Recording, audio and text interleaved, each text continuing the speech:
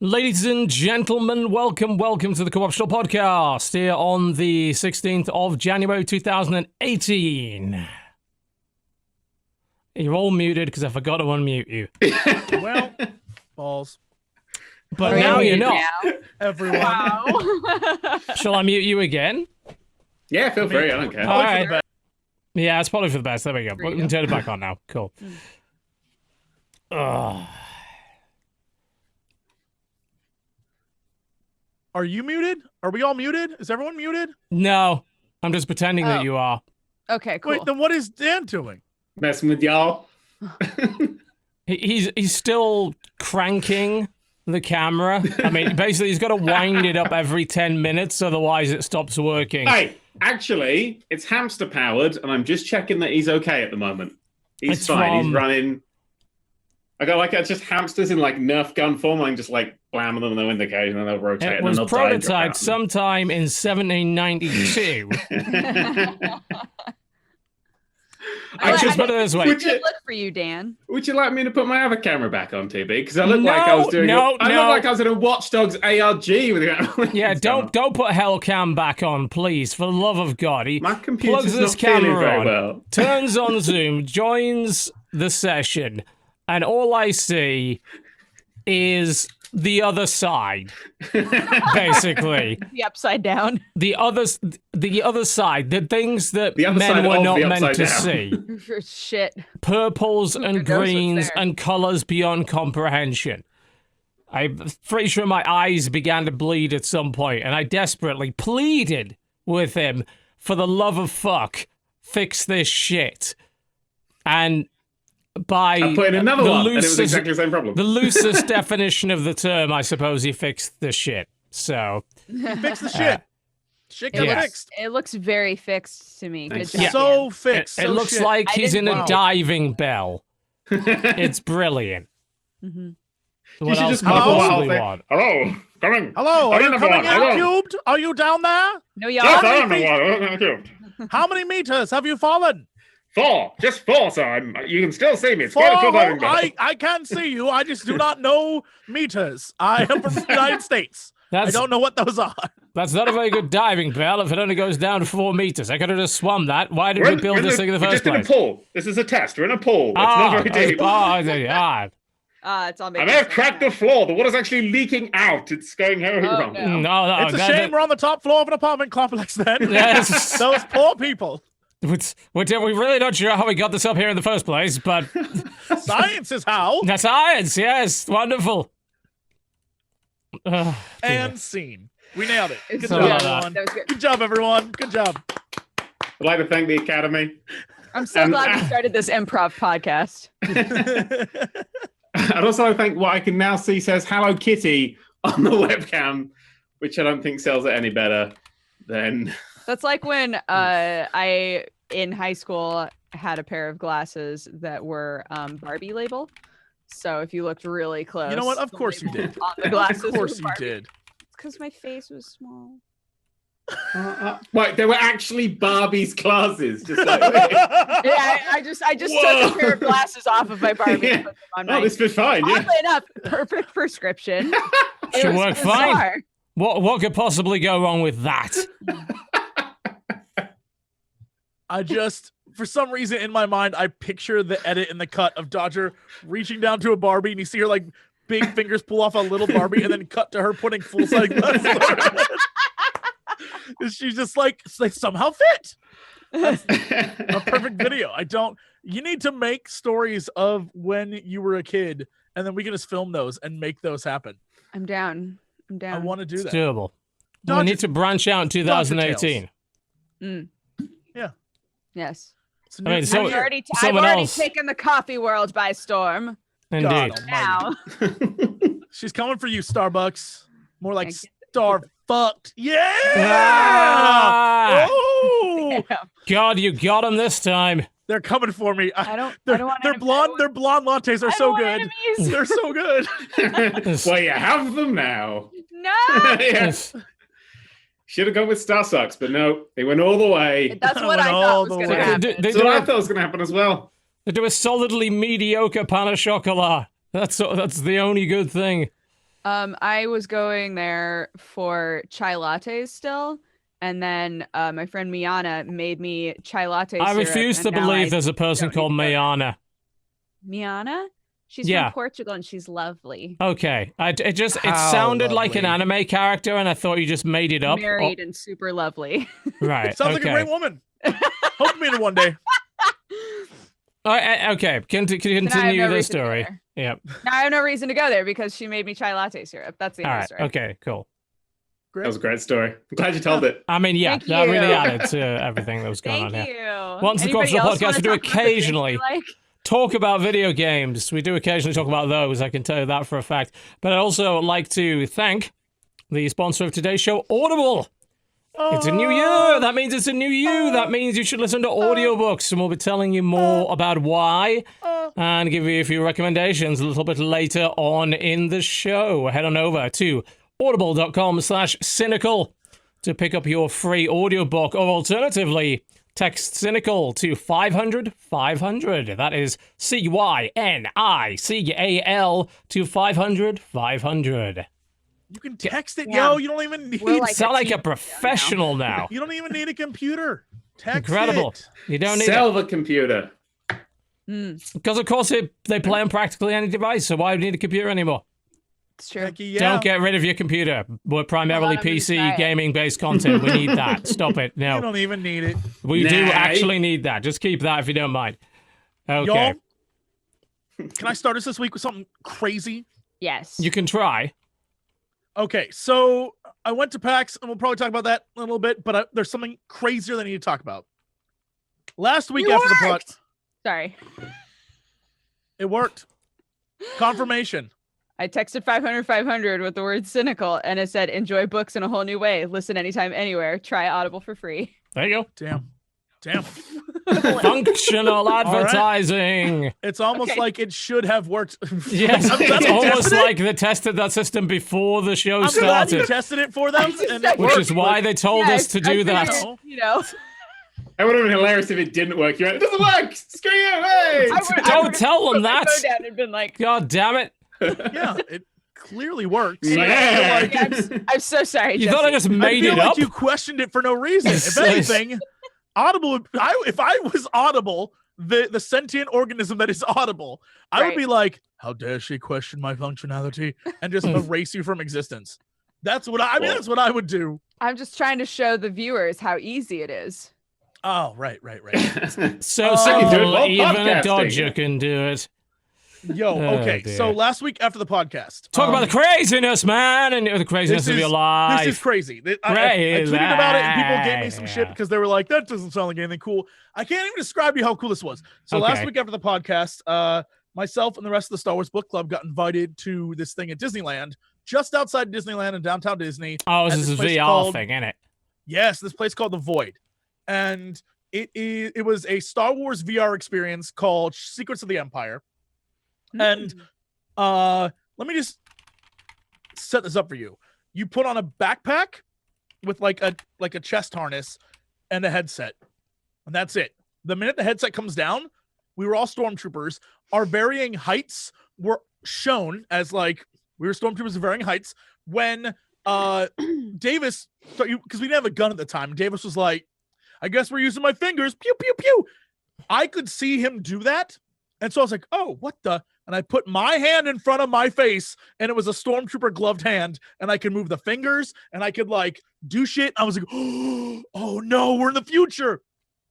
Cut to you go into this room. Cassie and Ander and K2SO are like talking to you and running like what you're gonna do when you infiltrate this base. You end up on Mustafar, which is the lava planet. You can feel the heat. You go from like room to room. You're on a platform that moves around. You feel wind. Everything about it was amazing. At one point, we go into a room and there's gun racks, and I'm like, I wonder if I can touch this. And I pull a gun off the gun rack. There's a physical gun in my hand. I couldn't tell you what I was actually holding, but what it was a gun in my hand that I could shoot, and it fired lasers like blaster fire. And you go through this whole event, and you're moving from room to room, and it feels like you're actually there. And it was the craziest damn thing I've ever. There's a huge spoiler thing in this that I cannot say at all because it's like, don't spoil it for people. Naturally, yeah. But it's like a 25-minute experience, and That's every longer time than we I saw expected. anything, because we were really curious about like what happens if you touch this? Like there was glass, or as it's called in Star Wars, permasteel. You would like poke it, and it was real glass. Or a droid goes by at one point, and I reached out and touched the droid, and it was a real physical droid. And so it's like, wait, it was crazy. And I know they tweeted like, I could touch things and I could see my hands. There were no gloves. There was nothing. There was like when you go watch Sam upstairs do VR, he's got stuff strapped to him. None of that. It was all the headset and the actual transparent steel. What I say, whatever. Permasteel transparent. Fuck you, nerds. So. The Star Wars Book Club chairman, ladies and gentlemen. When people actually back at him. It's like a non-important thing. I was going to let him get away with it, but I knew chat wouldn't, so. It doesn't matter. So then you have the vest on. And at one point, they have you, even though it's supposed to be like a cool event in the thing, what it literally is one team is doing Simon Says, and the other team is doing Five Nights at Freddy's. And so the Five Nights at Freddy's version is like, stormtroopers are coming at you and you're opening and closing doors to try and like keep them from getting to you. And you're also firing off lasers to shoot them. And so at one point, the door goes back up and we get like sprayed with mist. Like, okay, cool. We shut the door. We're done. I turn around and the team that's doing the Simon Says finishes up, and K2SO is like, oh no, that's the wrong door. And the door behind us opens. I hear it open and I get like shot in the back, and it shook me, scared me. I turned around and there's like 5 stormtroopers like, what a bitch. And I was like, ah! Yeah, I would have been the dead guy. I realized at that moment I would not have made it out of that mission. I would have been dead. But it was crazy. And when you walk out of it, you're just like, that might have been the hypest thing I've done all year. And I can't even begin to explain to you how excited I am. When it was over, all we talked about was like how amazing the tech was and how everyone was in. I would love to see an above view of the space we were in, because the building didn't seem that big, but it felt like we were going on forever, which I think is the whole like science air quotes behind like a holodeck, where they keep turning and curving the space that you're in to make you feel like you're going forever, but really you're not. And that's kind of what this was like. It's have you done the Transformers ride on Universal Studios? Yes. Yeah. The way that they did that is quite similar. Like, you know, the building is not that big. They're using a lot of 3D tech and sort of AR combined with physical props, and a lot of really, really sneaky perspective tricks to make things look, you know, I mean, at one point you're flying through the sky and you wouldn't know that you weren't flying through the sky. I mean, it's nuts. I'll forever be salty that my glasses weren't working during that ride. Oh, that was, I mean, that's the best ride I've ever been on. Yeah, like, everybody got off of it and was like, that fucking was fucking mind amazing. blowing. Like, cool, the fact that they've now got something even cooler than that's kind of amazing. The void's not new, is it? Like, isn't the void as kind of a small chain of VR things are starting to build now? They've done other VR things before, but this was the first Star Wars one they did. And we talked to the guys afterwards. They said it was going to be temporary at Disneyland, and I think it's at 2 other Disney parks. I couldn't tell you which one. Yeah, that's not the only place it's in. But we were talking to them, and they were like, it's been so popular, we think it might just become a permanent thing. So, yeah, like, why the fuck not? I mean, it was $30. So it was $30 per person. You went in, it was like a 20-minute experience, and it was like, and the thing is, you can alter it. You know, I mean, you can fuck with that in certain ways. Can I tell you something also that is tripping me out, and I'm not sure yet if it's part of it or not? So the point where we got our blasters, we pick them up, and Davis, because he's a goof, is like, "Can you actually shoot these?" Fires it off in the room. It goes, pew! Sirens go off, and suddenly stormtroopers start chasing us. And I was like, "Wait, we were on an infiltration mission. Did we? You caused that? Screw it up? Like, or was that part of it? Like, we had no clue, and it messed with us the entire time." You got to imagine that 90% of the people would have done that. Right?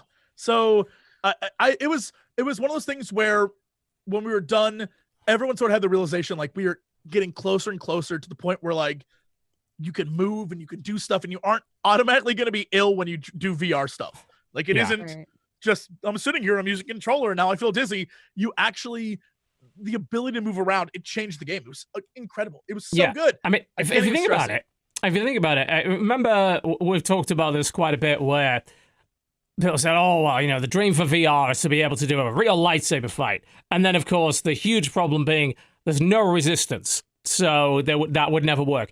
This is the one environment where, in theory, if you did it right, you could. Like, you could have essentially what is a robot arm be the opposing lightsaber thing, and actually have a physical duel where the impacts are actually registered and you'd feel them. Combine that with a bit of haptic, you get that actual experience. So when I was in Australia for that whole week of, like, gaming stuff, one of the booths was showing off something that literally was that you're talking about. You put on a VR helmet and you held a lightsaber and you fought a robot, but in your view, you were fighting a dude. Exactly. Yeah. Right. And it was kind of like iffy. Sometimes the robot would literally, like, just be like, well, yeah, you know. Yeah, but it's there. The tech is, like, they're working on it. And I think that's awesome. So I can't wait. As a theme park attraction, you know, and as major theme park attractions, that seems like, you know, the mixture of AR and VR seems like the way to go. You can afford to build the expensive rigs, whereas people at home maybe not so much. This stuff's a much higher resolution. You can include physical props, and it can include physical actors. You can do a lot of shit with that you can't necessarily do at home. And it'll be really intriguing over the next few years to see what kind of application we get out of that. Yeah, it was crazy. 4 people can go at a time. I would say probably 2 is the best way to go, because 4, you were kind of like waiting for people to go through doorways and stuff like that.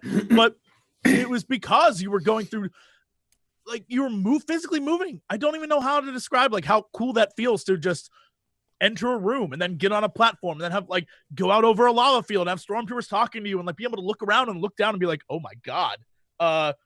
There were moments where, even though I knew I was probably in a square room, I didn't want to step over the edge, because, like, what if I'm, like, M on a platform? Right? Like, it's a nonsense thought, but you just felt it. Like, this is almost well, you real. see it. Like, if you've done any good VR stuff that involves height, you definitely think, fuck this. You know, there's already a bunch of that.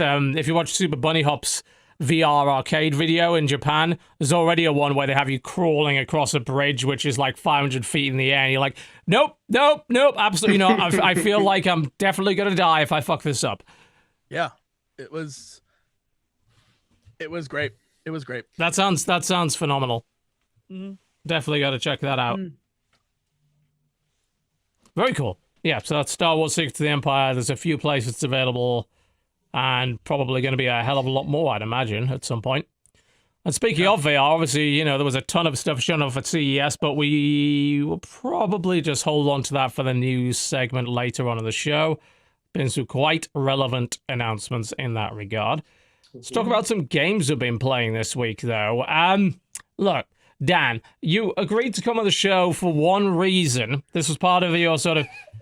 This is your rider, as it were. Your work release. Some people ask for a 6-pack of beer. Some people ask for a bag of Skittles. Some people ask for more outrageous things. You asked for one very specific thing. You wanted a pulpit. And upon that pulpit, you will preach the gospel of Saint Dan and the psalm, the parable, the trial of the Switch version of WWE 2K18. Yeah. Oh my goodness. And the terrors, everybody. the terrors that have been inflicted upon you. So I'm going to allow you to do that now. Good.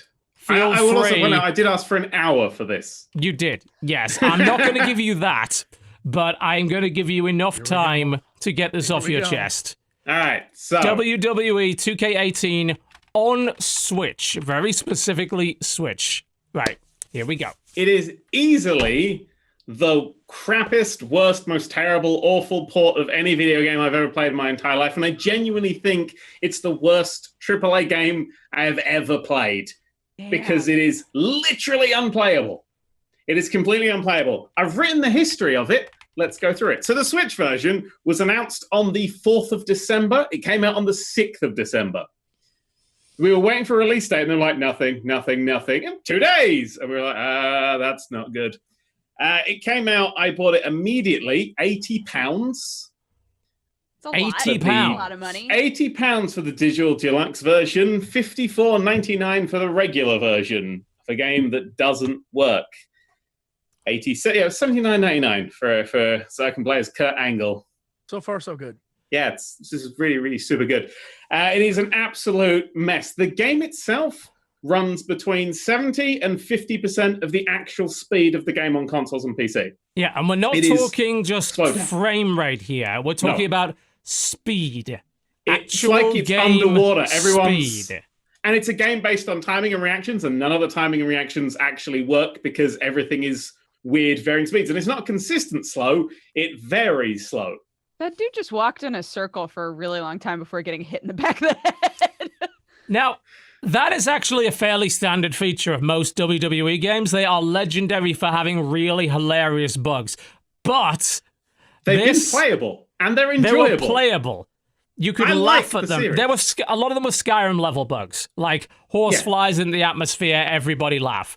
But you punch Triple H and he starts doing a loop round the outside of the ring faster and faster and faster, just as a crumpled corpse of a thing. I've had that happen. It's hilarious. You can't pin him. It's quite difficult, but it's fun. This is just flat out unplayable. Even the entrances don't work. They run really slow to the point where the entrance music finishes before the person's actually entered. So you've got wrestlers coming down the ring to dead silence. Yeah, that's incredible. That's is after amazing. About a 50-second load time per match. Man. That's not great. It's also, as much as it's slow, it's also stuttery. It stutters completely. You can get it, and the more people that are in the match, just don't. You can't go beyond 2 if you actually want to try and play it. If you go in NXT Arena, the smallest arena, 2 people, no entrances, you can play the game at about 95% of the game speed, but it's still stuttery and horrible. And that's the only time you can get anything vaguely described as playable on it. It is. Oh, and the AI seems to be much worse. The AI will run into a corner of the ring, not climb in, and then get counted out. They won't get up. And AI picks you up and then just stands there. And then until you push the button, it's broken. It is broken to its very absolutely core. Even the little video packages that flash up on the screen are all laggy and they don't work. What else? You said this is a port. Is the original game okay? Yeah, it's fine. I mean, on consoles, it runs at 60. It's 60 FPS on there's a consoles PC version PC. as well. I mean, I don't think the game's that PC great. Version, I don't play the console one. But the game, I mean, I've run it on PC. It runs fine. It's not a great game, but there's other reasons beyond that aren't technical. You know? Right. It's perfectly playable. Yeah, it's definitely playable. This is a major problem. So, 13 days after launch, there is a patch. This is December the 19th. 13 days after launch, there's a patch. Nothing changes with this patch. The only thing I've noticed is the crowd, because the crowd plays its loops of audio, they finish a lot. So the crowd will go, yeah, and then silence until the next one loads in because it's supposed to be coming over set periods of time, as far as I can tell. That happens slightly less, was the only change that I could find about that patch. That's all it kind of ever did. Well, truly now, everything is solved, and you can move on with your life. This is the kick. This is one of my favorite bits. December 21st, so this is 15 days after launch, they take 45% off the price of the digital deluxe version and 40% off the price of the regular version in the Christmas sale. So if you bought it at launch, just over 2 weeks later, you are £36 off of the digital the deluxe version and £22 off of the regular version. You've just wasted because you can't play the game, and anybody who's bought it afterwards is getting it cheaper. That felt really good. When I saw that on the thing, I was like, oh, this is great. I did actually contact Nintendo for a refund. I waited 29 days. I live in the UK. There's consumer laws that say I can get a refund for 40 digital products. I waited 29 days to see if the patch came out. It didn't. I contacted Nintendo. They refused to refund it at all. Nintendo's policy is once you buy it, you have 14 days to cancel it. That's how they do refunds. But if you download it during that time, you waive that right and you cannot refund it. Which is illegal. In the UK, yes, apparently. Under distance selling regulations, if I recall correctly, my Sale of Goods Act, that is illegal, I think. Yeah. It's a bit muddied because digital, but 95% sure that's not legal. 2 or 3 years ago, the UK did a big thing about digital quality of digital information and stuff, and we definitely have digital stuff in this country. Yeah. So that's interesting to go for. We're actually quite good at protecting consumer rights in the UK, weirdly enough. That's one of the things we're quite good at. So now it's 41 days after launch. It's still completely unpayable, and everybody who bought it on launch day is out £36 or £22. Yep. Out of pocket. It's also still available on sale on the digital store. I noticed it when I was browsing through there last night. I'm like, oh, WWE. Whoa, wait a minute. He warned me of this. Yes, I did. I've been trying to warn as many people as possible. The lamb is being led astray. No. It's had some interesting reviews. It currently sits at 36 out of 100 on Metacritic with 5 reviews. Impressive. 3 of those reviews use the word unplayable. Yeah. 1 uses not particularly playable. Not particularly. This is my favorite thing I've ever read in a review. 1 says, the game itself runs at about 50% of the speed as other consoles. That in itself could have been fine. What? No. What? No. I could have been okay with that. I get okay with the game running at half speed. Who are you? That's the thing that blows my mind, because you can argue about what's an acceptable frame rate till the cows come home. And some people could tolerate 30, some people want 60, blah blah blah. But speed, we're not talking about frame rate, we're talking about the speed that the game moves. Yeah.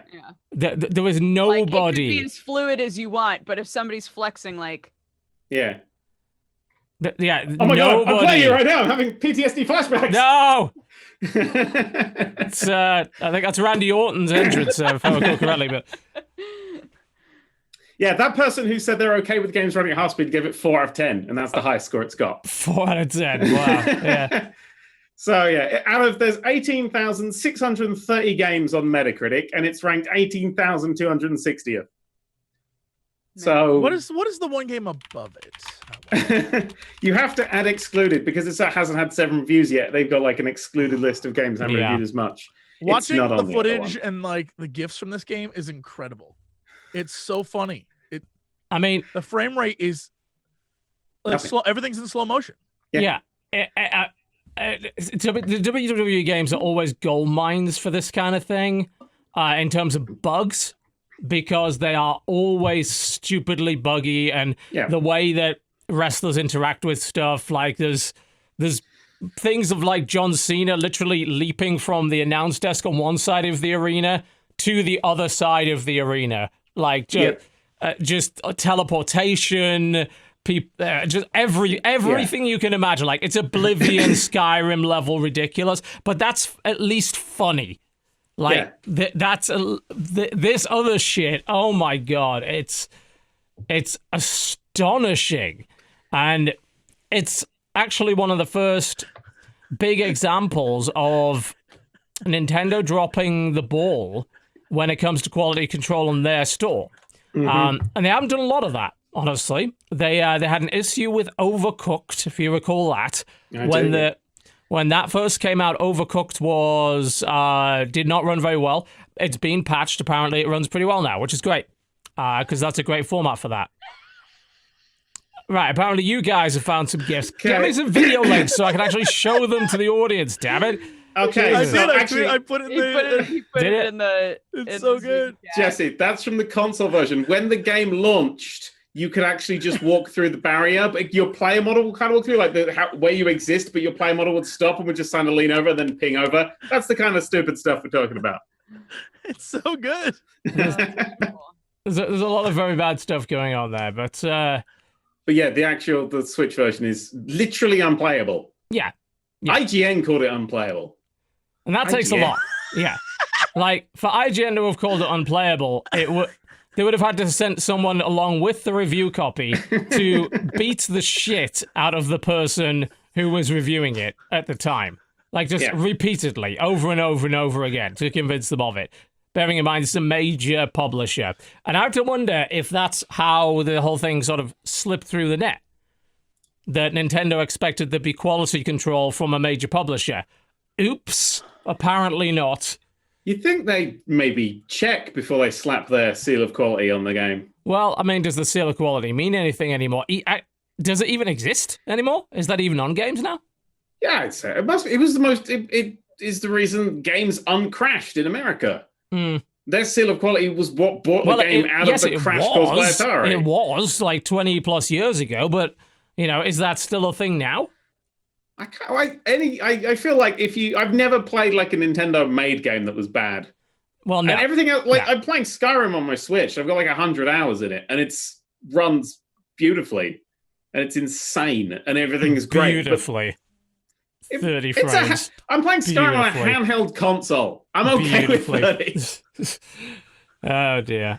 Okay, I will point out on Skyrim, I've got to a point where it just flat out crashes the whole time, and apparently that's a constant bug on Oh, great. Yeah, that sounds like a brilliant port. Well done. But it is a perfect port because that happens in the console versions as well. So they perfectly emulated the completely broken part of it. Yeah, that's fantastic. The experience just hasn't changed. No, it is a perfect emulation of it. The Switch has become an interesting thing for me over the last week or so. I've sort of been reorganizing the downstairs area of my house, getting rid of... I had a very old television, and you know who gave it to me? YouTube gave it to me. YouTube. What? They made... Google made a television a long time ago. A Google television. I think they only ever made one model of it. And it was in 2010 when we first were sort of getting onto the YouTube train. And they emailed a bunch of partners and was like, hey, do you want one? Like, we're giving these out to partners. Do you want a Google TV? I'm like, okay, sure. And not believing they'd ever send it, along comes eventually this smart TV. Bear in mind, this was in 2010, so smart TV wasn't really a thing. It's a remote that has a keyboard on it and a little controller, and it's got built-in apps. It's got YouTube on it. It's got Netflix on it. And I'm like, wow, that's mind-blowing shit. But I'd had it for over 8 years, and it was, let's just say it was past its best. So I thought, right, got brand new OLED thing for Christmas. I'll move the older Samsung downstairs, and I'll plug the Switch into it and put a little sound bar in it, and it'll be great. And it really is a fantastic little fucking console for sitting down with the family and playing games. It's phenomenal. Like, the lineup of stuff at the moment and the new stuff that's coming out every week because of the amount of indie ports that are coming to this thing makes it an amazing little, hey, you want to sit down and play a game with me for 20 minutes kind of thing? Like, I downloaded, I bought 6 games yesterday, I think, on this thing yesterday. What did I get? I got Crawl, which is a game I've been wanting to play for fucking ever. Yeah. Like, that game which, whereby like, one person's the hero and everyone else is controlling monsters and shit. But I was like, it's on PC and it's got no online multiplayer. Well, shit. On the fucking Switch, that doesn't really matter, does it? So I got that, and I got Moon Hunters, because that seemed kind of neat. That little short RPG is interesting too. That's another cool little co-op game. Yeah, so I picked that up, and Overcooked is now fixed, so I got it for that. I mean, that's a perfect game for that, right? And Lovers in a Dangerous Space Time, that's perfect for that. I got something called Wolverblade, which is a sort of Celtic brawler, chop people's arms off and then throw them at other people kind of game, which is fantastic. There's loads of really awesome little indie games on this thing, and it's absolutely ideal for that purpose. And if you want to just take it somewhere else to play a single-player game or whatever, go. Done. It's so fucking simple. And I hope they port everything. There's some weird little murmurings over the last couple of weeks, and I don't know where they're coming from, and whoever is coming up with them needs to stop it. Like I read, they're probably just like nobodies. Like I read some little blog article about it, and I read a few comments. They're just like, there's too many ports. Switch is too many ports. What the fuck is too many ports? There's so many great games. Could It's not someone like they've explain that only to got me? ports on that thing. They've got two of the best made games of all time ever on that thing already in year one. They're like Zelda, Mario, go away. Yeah, and then you've got other good first-party games like Splatoon and like ARMS. Those are good. And then a bunch of decent third-party titles as well. And then you've got a shit ton of indies. Great. That's fantastic. Why would you ever complain about a bunch of indies coming over to this thing at all, unless they were bad ports, right? Jesse, do you have a... Wee woo, wee woo, wee woo, wee woo. It's the old man report coming from the old man report. I'm detecting a contrarian on census, sir. Shall we let him in? Oh, no, I don't know. I haven't read up on any of this. I don't know where this is coming from, but I'm curious. What did they want instead? Exactly. What are they upset about? That is... they seem to... I don't know why, but they seem to believe that maybe there's this zero-sum pool of development resources that every dev studio in the world shares. And if Team Meat is porting Super Meat Boy, then they're not working on Super Mario Odyssey 2, which they're obviously a part of developing. Or actually, maybe they think there's only one guy who checks all the games that come into the store. So the more games that go on it, the further back the good games get pushed. Because, I mean, clearly 2K18 was a Friday, and they just, that can go on there. I just don't know what is the assumption that if ports or indies are put on a thing that it's missing out on something else, like there's just not enough room. Like there's because they don't seem to have limited the number that are coming in. Like there doesn't seem to be a limit on a weekly basis of the number of games that are being released on this thing. I mean, not only are they releasing a lot of indies, but they're also throwing Neo Geo shit up there and the occasional bit of Virtual Console tat as well. Yeah. So, I mean, they may have to redesign the store at some point to accommodate for the number of games, maybe. They might have to start doing recommendation engine and stuff and all that kind of thing, but... I need my main menu. I need that big block of games to be the main menu because I got to scroll for ages now. Yeah, and they're probably going to have to do some UI redesign at some point. But right now, the idea that this could possibly be a problem is insane to me. I mean, this is even more insane than the argument that we had about remasters and remakes, where I came down on the side of remasters and remakes because, like, well, what if you didn't have the console of the previous generation that was on? You know? I mean, you know, Bayonetta is a good fucking example. Bayonetta 2 is a great fucking example. That was on the Wii U. That means 8 people played it. So putting it on the Switch is a really good idea. For ports? I don't see a single argument. I don't know what the counter argument is. Right. I would love to know where, besides just complaining to complain, because like that's the thing people do. What would be the counter argument? Where's the thing that's like, here is some guy's blog post where he really goes in on it, and I can be like, okay, at least I can figure out kind of what he's thinking. I got nothing. I don't understand. But I can't afford a Switch, and I'm on the internet. That's all I got. I don't see a good argument to it at all. I mean, maybe it's like the reverse. Maybe it's kind of one of those things like I have everything and thus have played everything, and now that Switch is getting it, it's not new stuff for Switch, and I'm angry because I already played this. Is that it? Yeah, Maybe. but It might be something like that. It's not as if Team Meat was suddenly going to make Super Meat Boy 2 in the meantime for you. Were they, really? You know, like the porting time for this system is obviously not very long, because we're seeing ports come thick and fast, and generally speaking, they're good. This is obviously not a difficult system to port to LA in the Noir's on majority. that fucking thing. In the majority of circumstances. LA Noir is on that machine. LA Noir was apparently impossible to do anything with, and they're like, "Nah, there it is on Switch."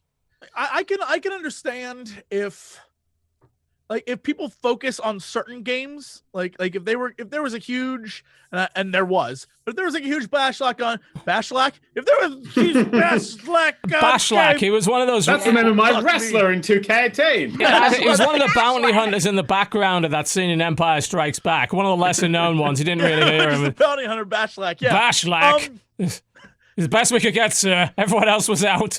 Why did you get Bashlack, though? Of everybody, you got Bashlack. If there was a Bashlack, we need Bashlack fan art. We need Bashlack fan art. Just the worst bounty hunter. The worst bounty hunter. Have all the other cool bounty hunters Bashlack.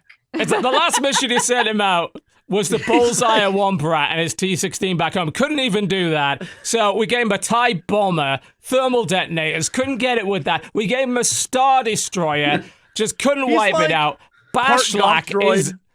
Yeah, he's just the part worst. Gonk droid, part rat. He's just a rat driving a Gonk droid.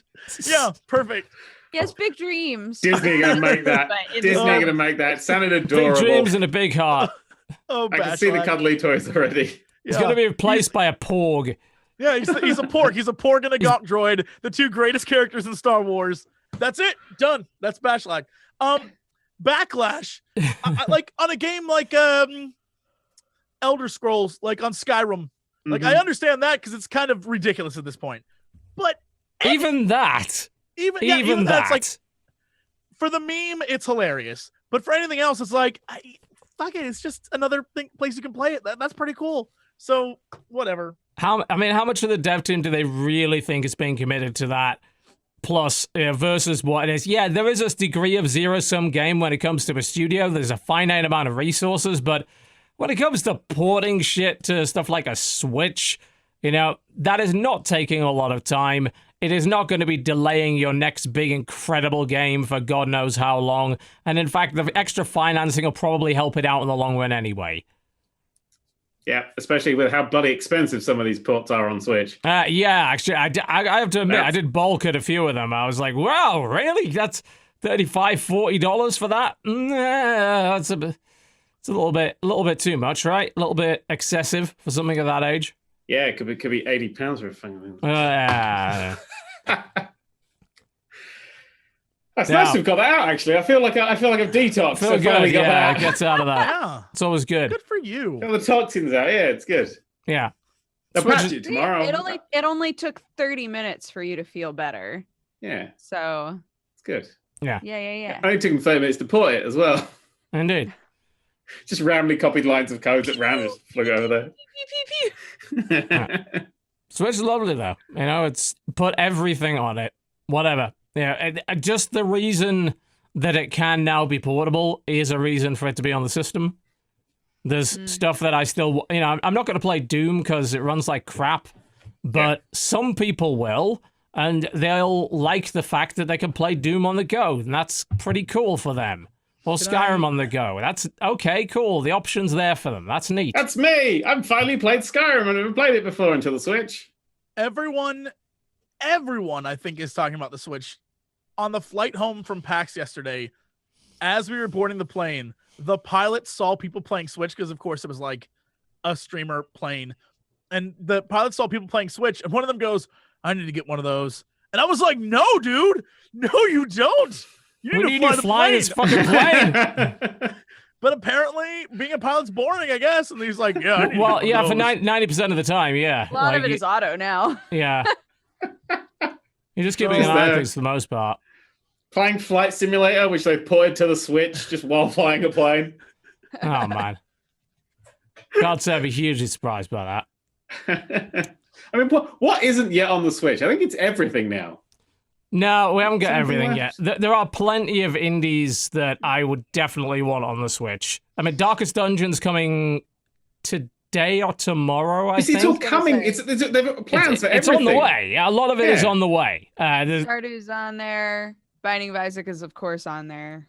Yeah, there's The problem is a lot of the stuff that I want on there is like still early access, like Slay the Spire. I'd like that on there. Hand of Fate. I'd like that on there as well. And it's just patience, just patience in many ways. Oh man, I actually. Oh, should we wait? We should probably wait because we're going to do a little bit of audio booking. Right. And then once we've done that, we'll go to a break. And then we come back, we'll talk more about the games that we have been playing this week. Ladies and gentlemen, our sponsor this week is, of course, Audible. Head on over to audible.com/cynical for your free audiobook. And not only that, but you can also, if you wish, text Cynical to 500-500 for your free audiobook. You can sign up that way. We have some recommendations. I'm going to avoid Fire and Fury. I'm just going to avoid that because I'm going to assume everyone knows it exists. And instead, we'll talk about an even worse Fire and Fury that raged across the galaxy and wiped everything out in Untold Horrors. Untold Horrors. Untold Horrors. Well, these are actually not untold. There's actually a lot of telling going on because it's part of a very long series of books called The Horus Heresy. Finally, we've got Black Library books, which are Warhammer 40,000 primarily, on Audible as part of their unmatched library of Audible content. And Horus Rising is book 1 in the series. Can you understand it without having an intimate knowledge of the 40k universe? Yes. It is one of those books where you definitely can. And certainly for the first, I'd say 5 books, they will go one after another in chronological order, and you'll get a very good idea of what's going on there. After that, I mean, there's about 40, possibly 50 more of them. So there's a lot of books there, but it's written by Dan Abnett, who is, in my opinion, the best writer for Warhammer 40,000 ever, and has also written for a bunch of many other things indeed, which are all excellent. If you want to get a Warhammer 40,000 audiobook, they are all very good. They use a lot of great music, they use a lot of great sound effects, and they use a lot of really good narrators. So my recommendation for your free audiobook would be Horus Rising, the Horus Heresy Book 1. It's the one that I would go for, personally. Jesse, I believe you had something for us. Hey, do you want to get more into Star Wars? Star Wars? Of course you do. Oh, it is. Last Jedi just came out, and with it, a lot of books. And one of those books is Cobalt Squadron. It is about the very beginning of that movie, those guys in the bombers. And so this story is about that. It's a prequel to Last Jedi, and it is narrated by Kelly Marie Tran, the woman who played Rose. So get into the experience. And it's really good. So it's short too. It's like a 5-hour book. It's not even that, maybe. So jump in. That's nice and easy. You like, can fit that in a day. No problem whatsoever. While you're doing something else, which is one of the most convenient things about Audible, because reading requires me to focus on something wholeheartedly, and then I forget what's going on. Audible books, on the other hand, absolutely not. I don't have to focus whatsoever. I just kind of absorb it. It's like audio osmosis. It's wonderful. God, that did not happen to me with Game of Thrones. I think you may have picked the wrong book for that. Go for a slightly simpler one for that one. That's a little bit too all over the place for that to actually work there.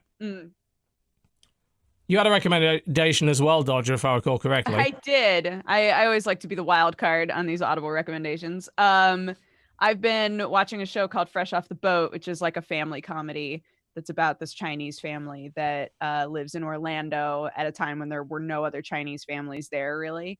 And I found out that it's based off of a memoir by the same name by like the kid who narrates the show.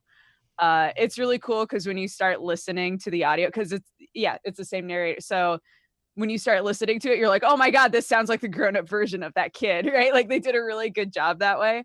But his family is so lovable in the show that I'm really excited to dive into this book and see if it's as funny. I guess that's my big question, is whether or not it's going to wind up being kind of funny or if it's going to be more on the heartwarming sort of level, because the show is also very heartwarming and every member of the family is so like interesting. So I zoned out and thought you were talking about Game of Thrones for a second. And I was like, wow, I haven't seen the recent series. Yeah, I was It's going to so say, they went a little bit off the rails with that lovely. one. Orlando, Florida. Yeah, that was due to filming Or a delays. Taiwanese family, I think. Actually, wait a minute. Let me double check. Let me double check this. Yeah. I'll just double check in. I'm going to pimp this book. It's called The History of Heavy Metal by Andrew O'Neill. It's on Audible, and Andrew O'Neill reads it. He's an award-winning comedian, and it's very funny, and I like Andrew O'Neill a lot. Andrew O'Neill, please love me. Thank you. Yes, Indeed. they're from Taiwan. The history of heavy metal. Always good thing. You can find audio content for practically anything, fiction, non-fiction, inspirational stuff for a healthy you, a fiscal you, a inspirational you, a successful you. All those things that you were supposed to be doing at the start of 2018 because you promised. So try and stick with it if you can, and you can do it on practically any device, so frankly, you really don't have an excuse. You can't escape it, especially if your entire house is covered in echoes, which mine is. So I can't really get away from it. It's just not possible. And also, if you did not like your audiobook, you can actually exchange it, no questions asked, free of charge, and your unused credits, which you exchange for audiobooks, roll over to next month. So you can get whatever you want, and everything that you pick up is yours to keep. So start your 30-day free trial with your free audiobook over at audible.com/cynical, or text cynical to 500 500. There you go. There's a few Audible recommendations. Break time. When we come back, more about the video games we've been playing this week. Don't go anywhere. You know, I decided it would just be appropriate to leave the William Tell Overture running. But for at least the next couple of minutes, I was considering doing so while Jesse was frozen. We thought Jesse was in a coma. All of a sudden, when we came back from break, he was all frozen. It was hilarious because TB can't hear us when we're on break. During so we breaks, have to, give him a thumbs up. So he was like, Jesse's in a coma. Jesse's in a coma. Yeah. All we could hear was Jesse going, what? Huh? What? His camera was frozen, just huh? I enjoyed that a completely stationary, not a single movement. Jesse TP's like, yeah. He's in trouble. That's it. He's done. He's done. He's dead. No neural activity of any kind. Pull the plug. Not that anyone would notice the difference. Hey, welcome back to the Commercial Podcast. Okay, William Tell Overture now will end. Cool. Jesse is a very energetic sort. Yeah, I mean, he looks it. Yeah, he looks it. Super energetic. Yeah. Yep.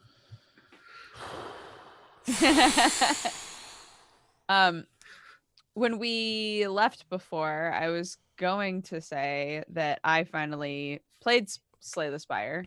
Yeah. Yes. That's a fun game. Yeah, it's been making the rounds as of late. Have you played it since they added the second character? What, the thief? The kind of Yeah. stabby dude? Yeah. The poison chick? Yeah. Yes, absolutely. In I fact, think that's really the only character I play. Yeah, I think I prefer that character. It seems like the first one, you can make builds that are like punish yourself in order to punish the enemy sort of stuff, but I'm not good enough. I don't know what sort of cards are out there well enough yet to be able to plan on that type of a thing or know which cards to get. But it's interesting. I like it. I like the way that it plays quite a bit, actually. Yeah, so the game is essentially a deck builder crossed with a dungeon crawler. So you start with a very basic deck of bullshit, and you try to add cards to that deck to make the deck a bit less bullshit, and you have very, very limited opportunities to remove more bullshit cards from the deck. That's one thing I noticed compared to a lot of deck builders that I've played. There's not a lot of opportunity to trash cards in this game. But there are lots of opportunities. There are lots of discard abilities on cards. So Yes. you can use the trash to feed good cards. Yes, you can do that. So I feel like it kind of balances out that way. But yeah, basically you just have to wait for that fucking dude to show up and be like, "You want me to get rid of a card for you?" Yeah, and then just hope that you've got the money for it. Yeah. It's also worth bearing in mind they did mitigate that by allowing you to upgrade some of the really bad cards. Like almost every card in the game has an upgraded version, so it's like, well, okay, it's my basic block or it's my basic stab, but if I upgrade it, it's worth significantly more. And the whole point of it being, you've got this deck of cards, you play everything that you can out of it, if you've got the energy to play it, and you play it in a certain order. And then once you've expended all your energy, it's then the enemy's turn to beat the shit out of you. And it's got that roguelite sort of thing. You're ascending the Spire, which is a bunch of different nodes. You're acquiring new cards. You're coming across different encounters. You're coming across different monsters, and you'll fight a boss at the end who'll generally give you something really fucking cool and also allow you to unlock something really, really cool for your next playthrough. And it's very, very compelling stuff. Like, I've sunk hours and hours and hours into it without even realizing. Yeah, it's interesting. I like that it only gives you a little bit of energy. So like you have to figure out the most efficient way to use your cards. Yeah. It's unlike a lot of deck builders. A lot of deck builders are just, oh, I have my combo. Throw it on the board, everything, all the cards. In this case, you actually can't do that because the cards have costs, as you can maybe see down the bottom there. So you do have to be a bit careful. And the order that you play them in is definitely important. So a lot of strategy there. If I had a big... Well, I've got kind of two complaints about it in its current form. And bear in mind, it is early access. First is, it's fucking hideous. I'm sorry. It's not a great looking game at all. It looks like something, a low-level congregate game at best. I'm not a fan of the art style. Some people really, really love the art style, and I'm also not a big fan of it. But I do not. But, I mean, it's still a great game, so assuming that this is how it looks in the end, I'm fine with that. But I mean, fuck, we played Dominion. We played Dominion, which may have the worst art of all time. The finest art style ever. Oh, yes, only the finest for us. None of your riffraff. No, I mean, that game looks awful. But, yeah, there's that, and the other part being that it is just mostly card acquisition and fighting stuff, and maybe a little bit more story, a little bit more secret stuff going on would probably help, but that's the kind of thing that will be coming later in early access, I'd imagine. That's the sort of thing you can forgive because of its current state. Yeah, for sure. It's fucking compelling, though. Damn. I mean, when I start a game of that, I'm like, right, I'm in here for the long haul by the looks of it, unless I do something really dumb and get myself killed. And I have to ask, have you ever come across the vampirism event? I don't think so. What is that? So I want way more. I don't know how many more events like this there are, but I want way more of them. So I encountered a dude who's like, hey, you want to become a vampire? It's real fucking cool. You lose like half your HP for good, but I'm going to replace all of your attack cards with bite, and you're going to regen health off it, and I'm going to replace all of this with this other shit. You basically become an entirely different class. That's fascinating. That's sick. Really cool. If they add more stuff like that, then yeah, that's going to be a very, very entertaining game. Yeah. I like that you can choose a path where you basically have lots of just question mark, like random events happen. Yes. Yeah. But yeah, I would like for some of them to be really like, whoa. Yeah. Some of them are a bit nuts. I think there should go more along that particular track. You can get some crazy combinations of relics as well, because you can get these items that you're permanently stuck with. They're like, oh, you can't use potions anymore. I'm like, oh, fuck. But you get this other powerful ability in trade for that. Those sorts of trinkets, they try to balance out. Yeah. I think I took one that was, it was like you permanently get 1 extra energy for every fight, but you can't use potions. Which really bit me in the butt when I needed to heal, but that was okay. Yeah, I like that though, because I mean, if you talk about the games in the sort of roguelite sector that get people to play them again and again and again, a lot of them are down to the fact that you can have such wildly differing runs. And adding stuff like that in there, which really fucks with things and completely changes your style of play, that's what gets people coming back for more. So, yeah, I think in its current state, Slay the Spire is fucking great.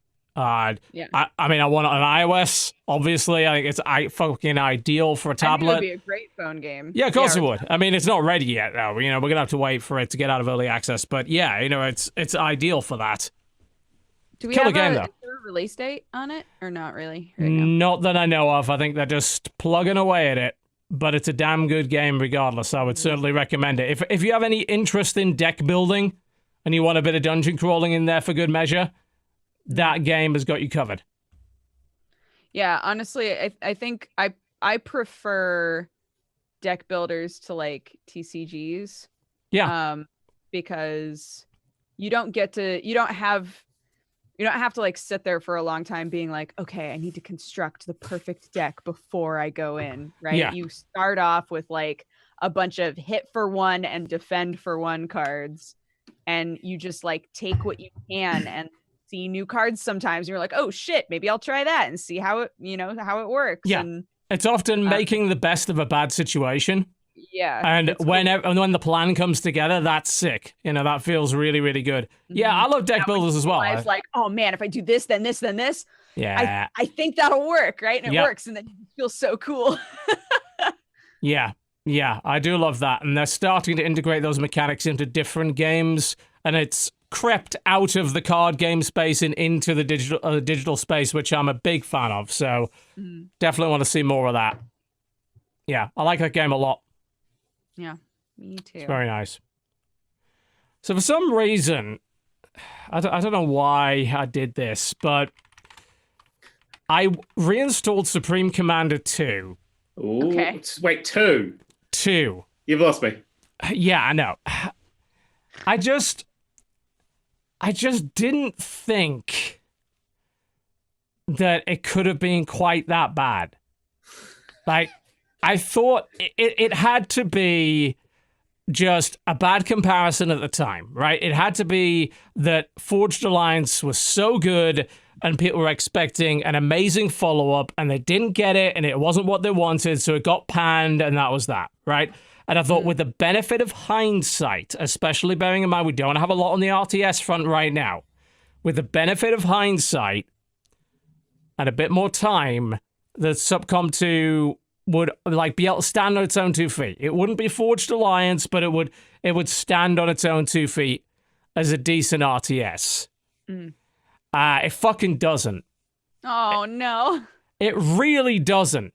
It's so... The decisions made in that game are mind-blowingly dumb in so many ways.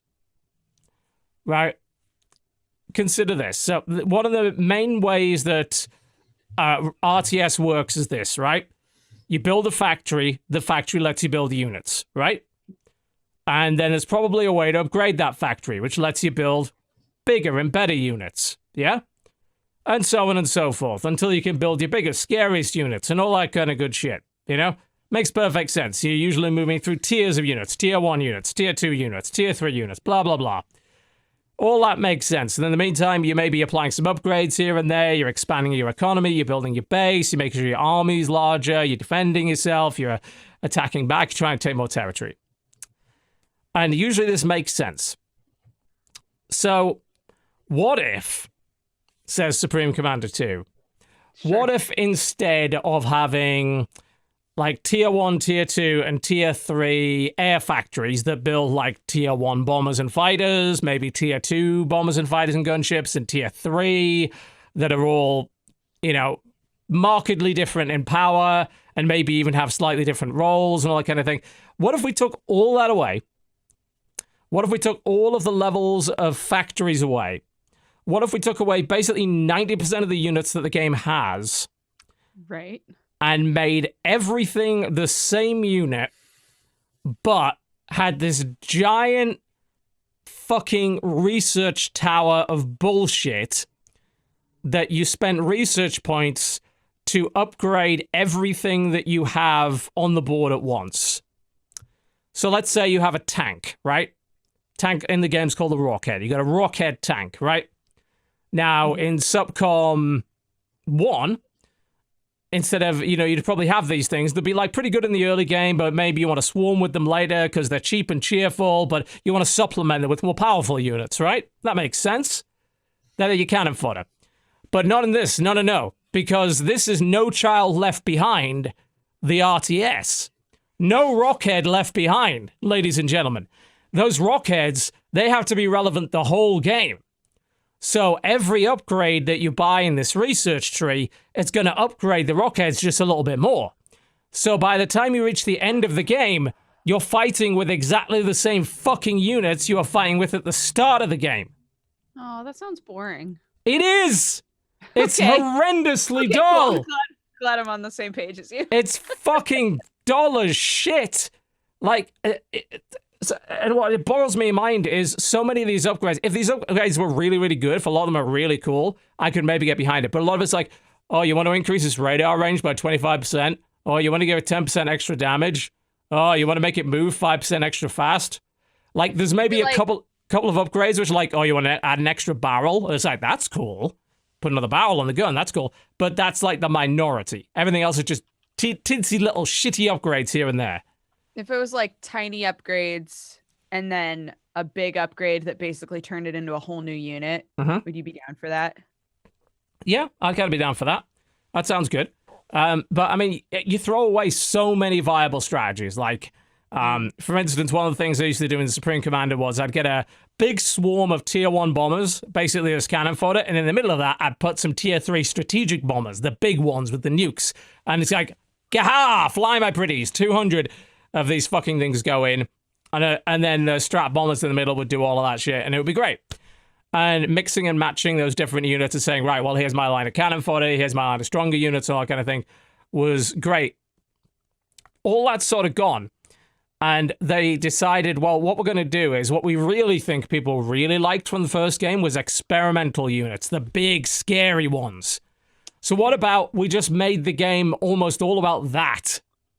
So we made all the regular units boring as fuck, because eventually you can, if you can afford to build one, you can build an experimental, like, giant T-Rex that breathes fire and shit, or have a fucking UFO that beams shit up, or a giant magnet that sucks units in. And it's like, it's like by the time you get to that point, you're bored because you spent the last 20 minutes fighting with the same fucking tank forever. Oh my god. It's so fucking dull. They took every piece of nuance, every bit of complexity out of the game. All of it. Like, even the little cool things, like you could link factories together with power plants to make them take less power and be a bit more efficient. You could have workers help build things so they could build them faster. That's gone. That's completely fucking gone as well. It's full of nonsense. You can't even get really cool defenses anymore. In Subcom 1, you could build, like, awesome artillery pieces and big lasers that had, like, 6 different turrets on them and shield generators and tactical missile launchers and all sorts of shit. It's all gone in favor of this bullshit research tree where eventually, if you're lucky, we might give you the giant T-Rex. And that's assuming you're not dead by the time you try to build it. Yeah, that sounds like a great game. Yeah, so my conclusion is no, people said it was shit at the time, and they were right. They were fucking right. And also, the AI cheats like a motherfucker and is completely pointless and unsatisfying to play against. Yep. That sounds like, yeah, that's Subcom 2. I mean, I'm waiting for the Switch version, of course. Oh, of course, yeah, See naturally, if the Switch port is better. It's... Yeah, it is bullshit. Like, it's so bad. I'm going to go play some more Supreme Commander Forged Alliance, because it's great. So I like RTS. And people kept pestering me about this They Are Billions game. Yeah. Have you played I like that yet? it. I don't. Well, you smell.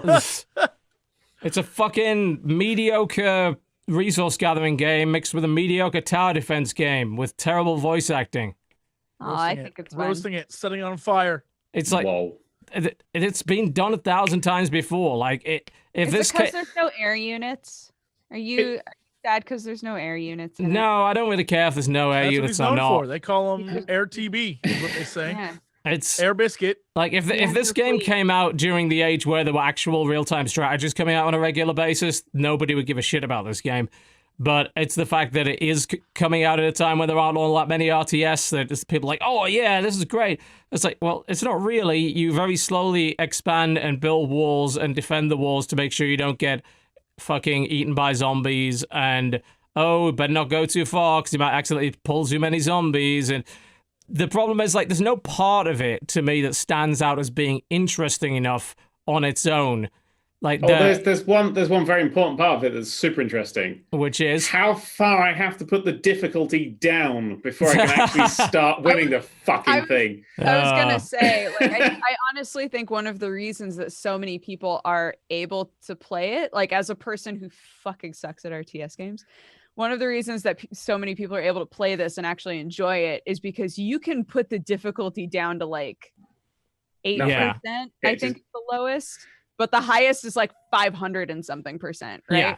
So there's like, it's definitely very scalable, you know. Yeah, for me, it's nice because I get to actually play one of those games and be like, I'm not doing too bad. I'm at 8% difficulty, but I'm not doing too bad. And then I can also have the joy of going on Twitch and watching somebody who's like, I'm attempting this at 500%. Yeah. And be Those like, people scare me, man. Yeah, I mean, right?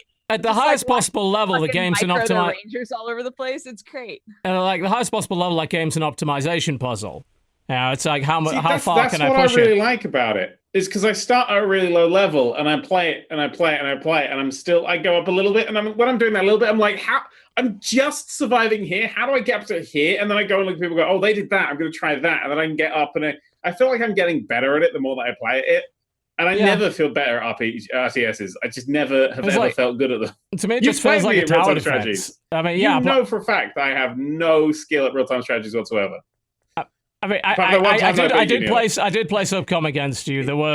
It was interesting. Let's just put it that way. But I mean, to me, it's a tower defense with a really basic city management aspect to it. I think if the city management aspect was more fleshed out, it had a far better resource chain, for instance, a chain of goods manufacture, like, say, the settlers.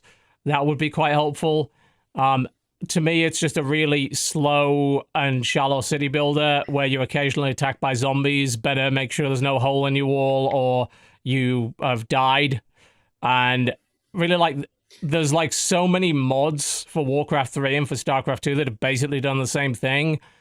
And frankly, like, if you've got a friend, I'd go play StarCraft 2 co-op because it's that, but way better.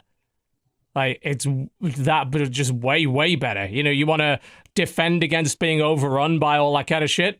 They had a game before, years before StarCraft 2 co-op even came out called, what was it called? It wasn't called Left 4 Dead, it was called Left to Die, which was an official Blizzard-made mod, which was basically that.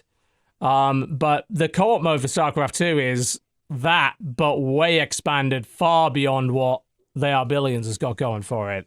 I think if you just want to play single player, then sure, I can understand why you play They Are Billions, but like, there's not enough RTS for me, there's not enough tower defense for me, and there's not enough resource management for me, and there's not enough city building for me in it. Like, the four components just they're all underbaked for me at this point. But hey, people enjoying it, good for them.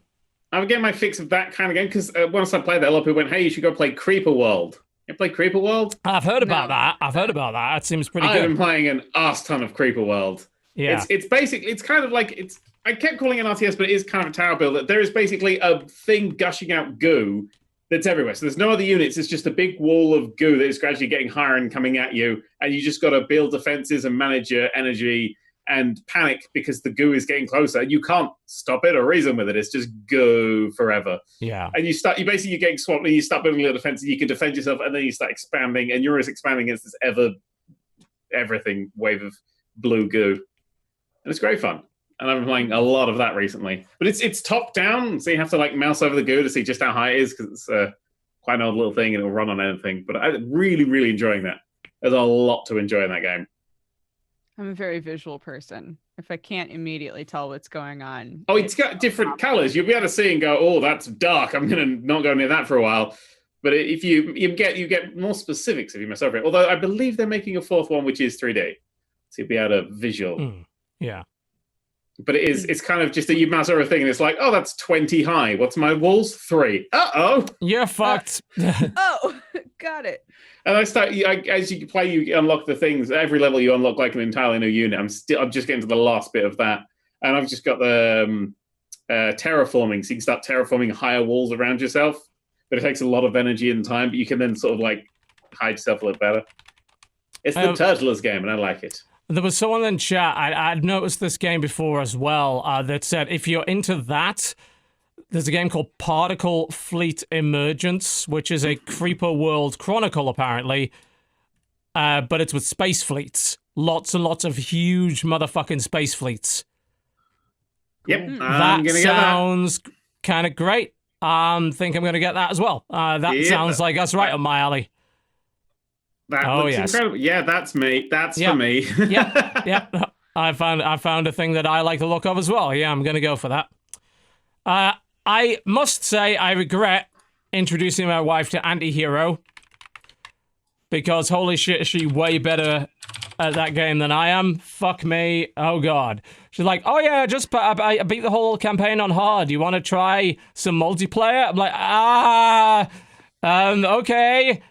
She just fucking crushes me at it. We're currently playing a bit of a play-by-email. I think I'm doing a bit better now, but that play-by-email function is quite nice.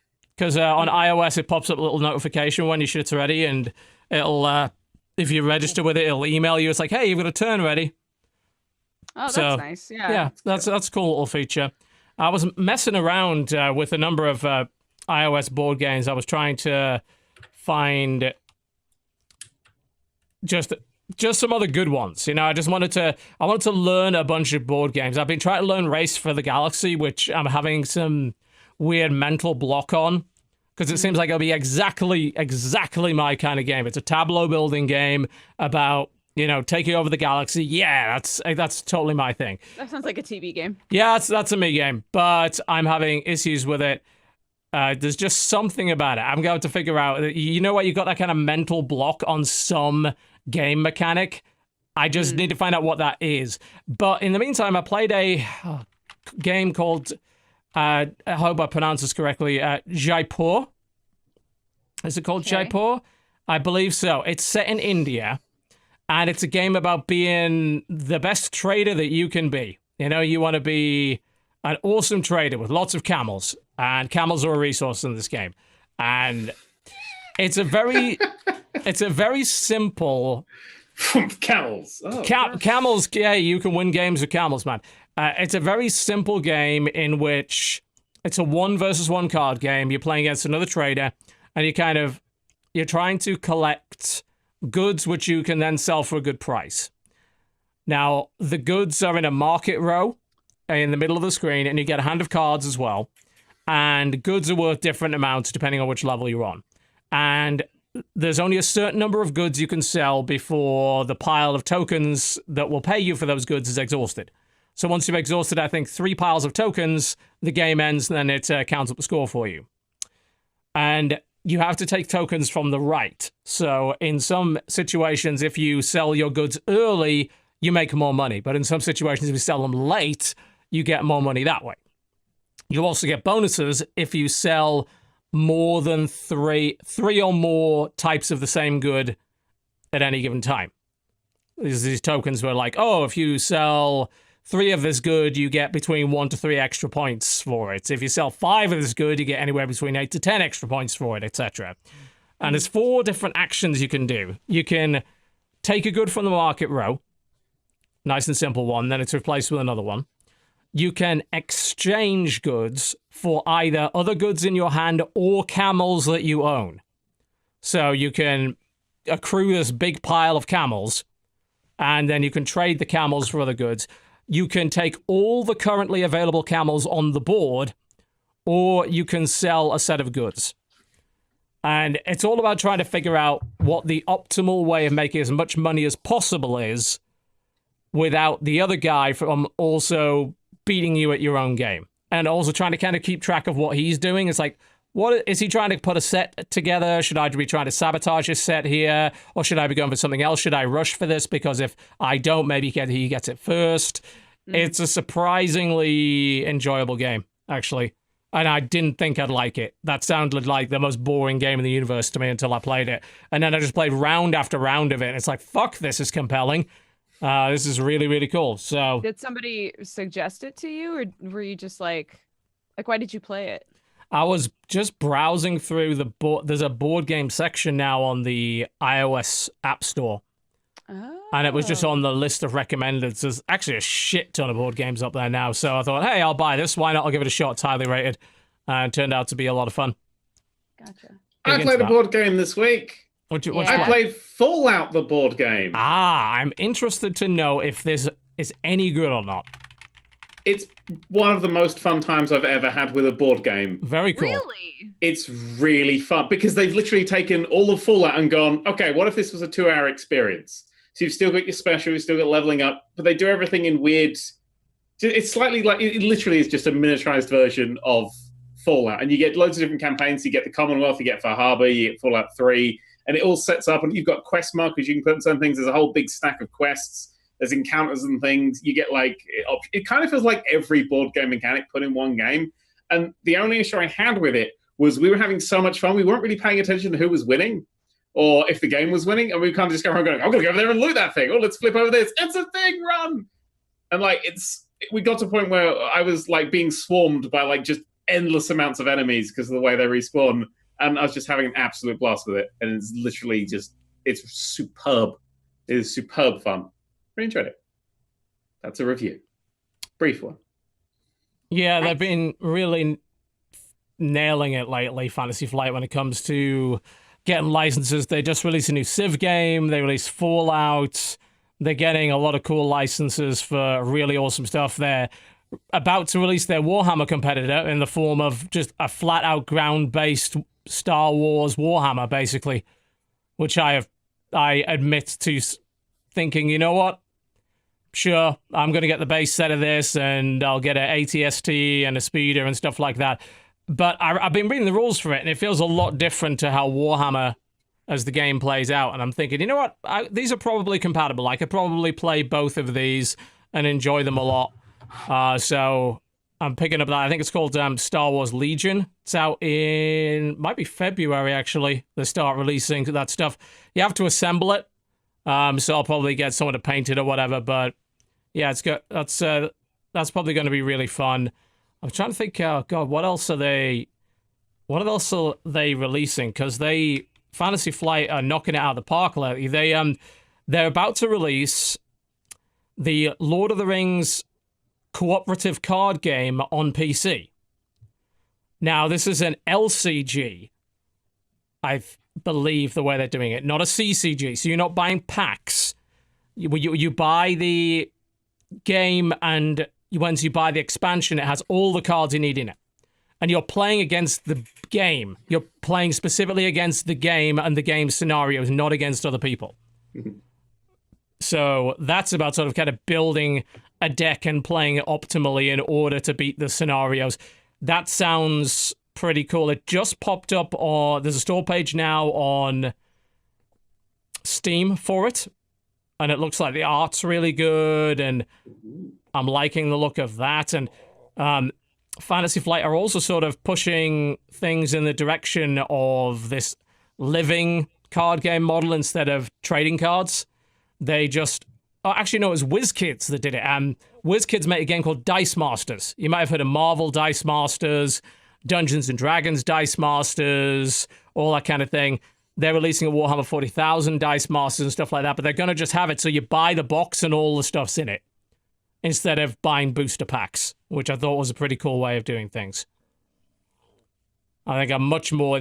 I'm more likely to play, oh, it's all in the box, let's go, than buy fucking stupid booster packs trying to find the one thing that I need, or getting involved in the trading market or whatever. So, it's good shit. It sounds it. Lots of exciting times. Jesse, have you had a chance to play Rusty Lake Paradise yet? No, I have not. Sorry, I'm caught up looking at Star Wars Legion figures. Sorry. Jesse's gone. Freeze the screen again. What? There's some good-looking shit in there, isn't there? Like, that's some good-looking cool models. Yeah. No, I haven't played Rusty Lake. I was thinking about doing it for Fan Friday, but figured I'd just stream it all because I don't want to just start and then stop because of arbitrary Yeah, YouTube time. It's about the same length as the other ones. It's very similar in terms of, well, I guess Is it bonkers? Is it full on bonkers town? they all are. Yeah. But like This one, honestly, the last two, like the beginning of them has made me go, man, I wonder if this one's gonna actually be weird, or if it's just gonna be like kind of weird and not weird enough for a Rusty Lake game, right? And then there's always a moment in these games where you're like, oh, there it is. So I recognize that. yeah, in Rusty Lake Paradise, there's all kinds of theories about where this game happens in the timeline of Rusty Lake, which is exciting. Oh boy. And in it, you play a guy who, as a child, grew up on a small island in the lake called Paradise. The only people who live on this island are like his family. And he, at some point, left and for whatever reason has come back and is now interacting with all of his family members, except his mother, who is missing. Do you think he met someone from the house that was next to the island? So many questions. All right, I'm not going to talk about it. But yeah, it's it's, if you play the Rusty Lake games, it's another Rusty Lake game, and I love them all. So definitely played that. I also wanted to tell you, Jesse, that I finally played Oxenfree. And you were like, I love this game, is what you said? I had a couple issues with it that chat was not happy with me having issues. What were your issues? You're playing it wrong. Yeah, No, what happened? It wasn't that at all. It was I felt like overall I love the game. Especially like the longer that I think about it, the more that I love it. You're not allowed to have differing opinions. I'm so sorry. Yeah, someone should have really told you that when you started this. It was in the welcome pack. You're not allowed to like something, but then also have problems with it. I'm so sorry. There's just a lot of horrifying shit that happens in this game. And the kids just across the board are like, you good? All right, cool. We got to do this now. I'm like, so much just happened. What the fuck? Like, I felt, and the response that really made me laugh was somebody being like, Dodger, everybody responds to trauma differently, so you can't judge. And I was like, literally all of these kids are going to respond to this in this way. Every single one of these kids is going to be like, should we keep going? Or like, it just, everybody seemed to be more cool with what was going on than anybody ever should be. And I get that like they have to do that to a certain extent in order for the game to progress and for characters to not just be like sniveling, awful, pointless characters, right? But I was still just like, man, I wish that there had been kind of a gradient of emotion in this game, and it didn't feel like it was there. But the game made up for it in terms of the overall package of what was going on. And I started New Game Plus, and that has made me even more intrigued because things are different when you play it again. So overall, I did very much like it. But honestly, my big issue is just with like the characterization of the kids. This is why I don't play games with emotions in them, because stream viewers make them insufferable. They don't have emotions. No emotions allowed successfully. They don't know how to experience them. 3 games on you really quickly. Go. 3 games from PAX that I think literally are kind of things what we talked about all day today. The first one is called Deep Sky Derelicts. Imagine that sounds familiar. Slay the Spire kind of card mechanics, but with a Darkest Dungeon art style. Sounds good. Yep. You are in space.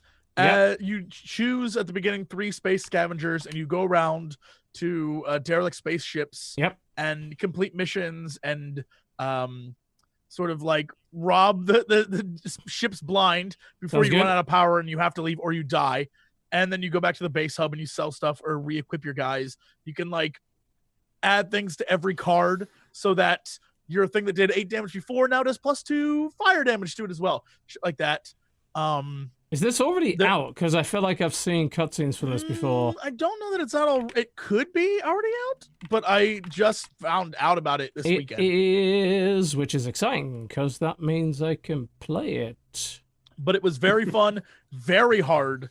There were a few moments where, so in order to reshuffle your deck or get more cards or to move further, or you keep having to use your power. That's also how you move around the map and how you get things. So you're managing a ton of stuff here to stay alive. And there are multiple characters you can be. You can be like a tanky dude. You can be a scavenger. You can be the leader. You can be the healer, the medic. There's a bunch of different ones. And each one brings something to it. And so there's clearly a perfect combo. Whatever I chose the first time was not it. My second choice, I went 3 tanks and just stomped people. I was like, get out of the way until and I quote, fought the janitor. The janitor was just a robot, and he shit on me.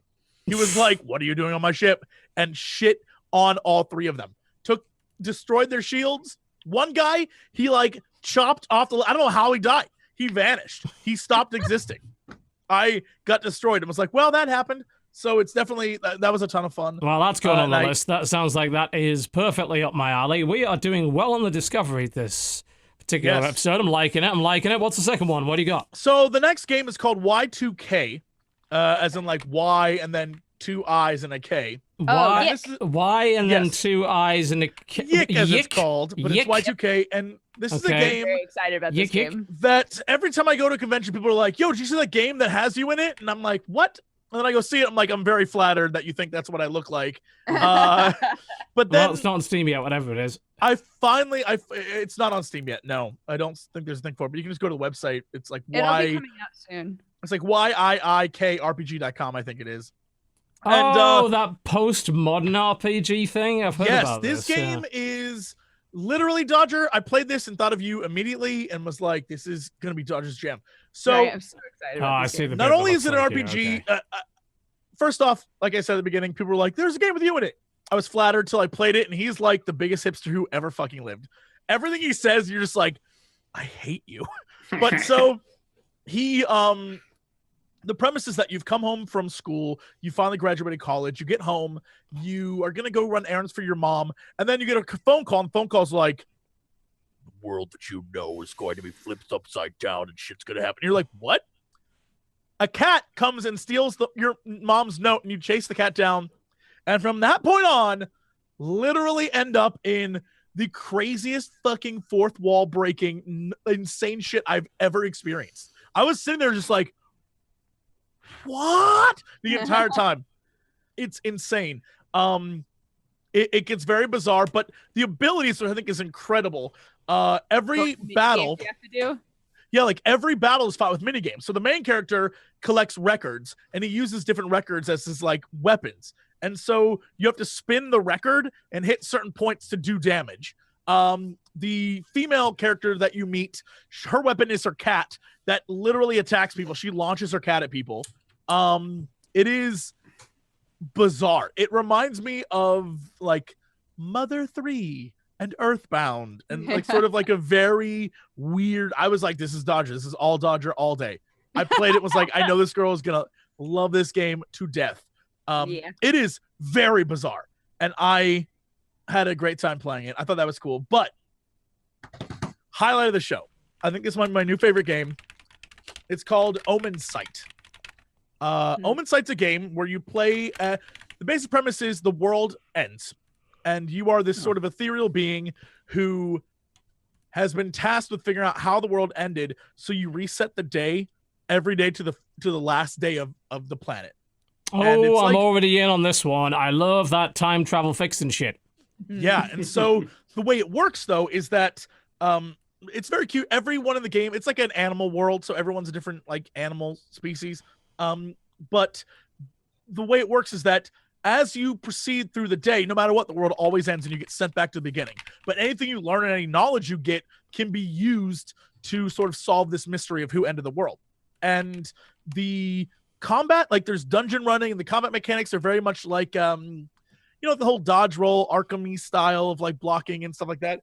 But each character that you join with on your adventure for that day gives you something else. So the mouse that I played with, she was like, hey, I can give you a triple jump instead of a double jump. She can help you like get to higher places. You can find secrets and unlock sort of the background of what's going on in this world. And then when you get to the end of the level, you have a boss fight, or at least in this scenario we did. And the boss fight was with another character that you could have been a friend with on a previous day. And at that point, you have to decide whether you fight the boss or you share with that boss information that you have about what happened. Interesting. And so then when the day and in this case, I shared the information, and the little mouse girl got pissed off, and she was like, "You should have killed him," and she like peaced out. And he's like, "Why'd you want to kill me so bad?" It's almost like she knew something else was going on, like that kind of shit. You're like, yeah, what did she know? Love it. And so then when the day ends, it gives you sort of like a little graph of like, here's what you learned today, and you can sort of piece things together. And I was told that you can turn that off, so you just have to go by memory if you want to. And I'm not sure how it determines who the villain is, or if there's one set villain, but my hope, fingers crossed. God, I hope there isn't just one.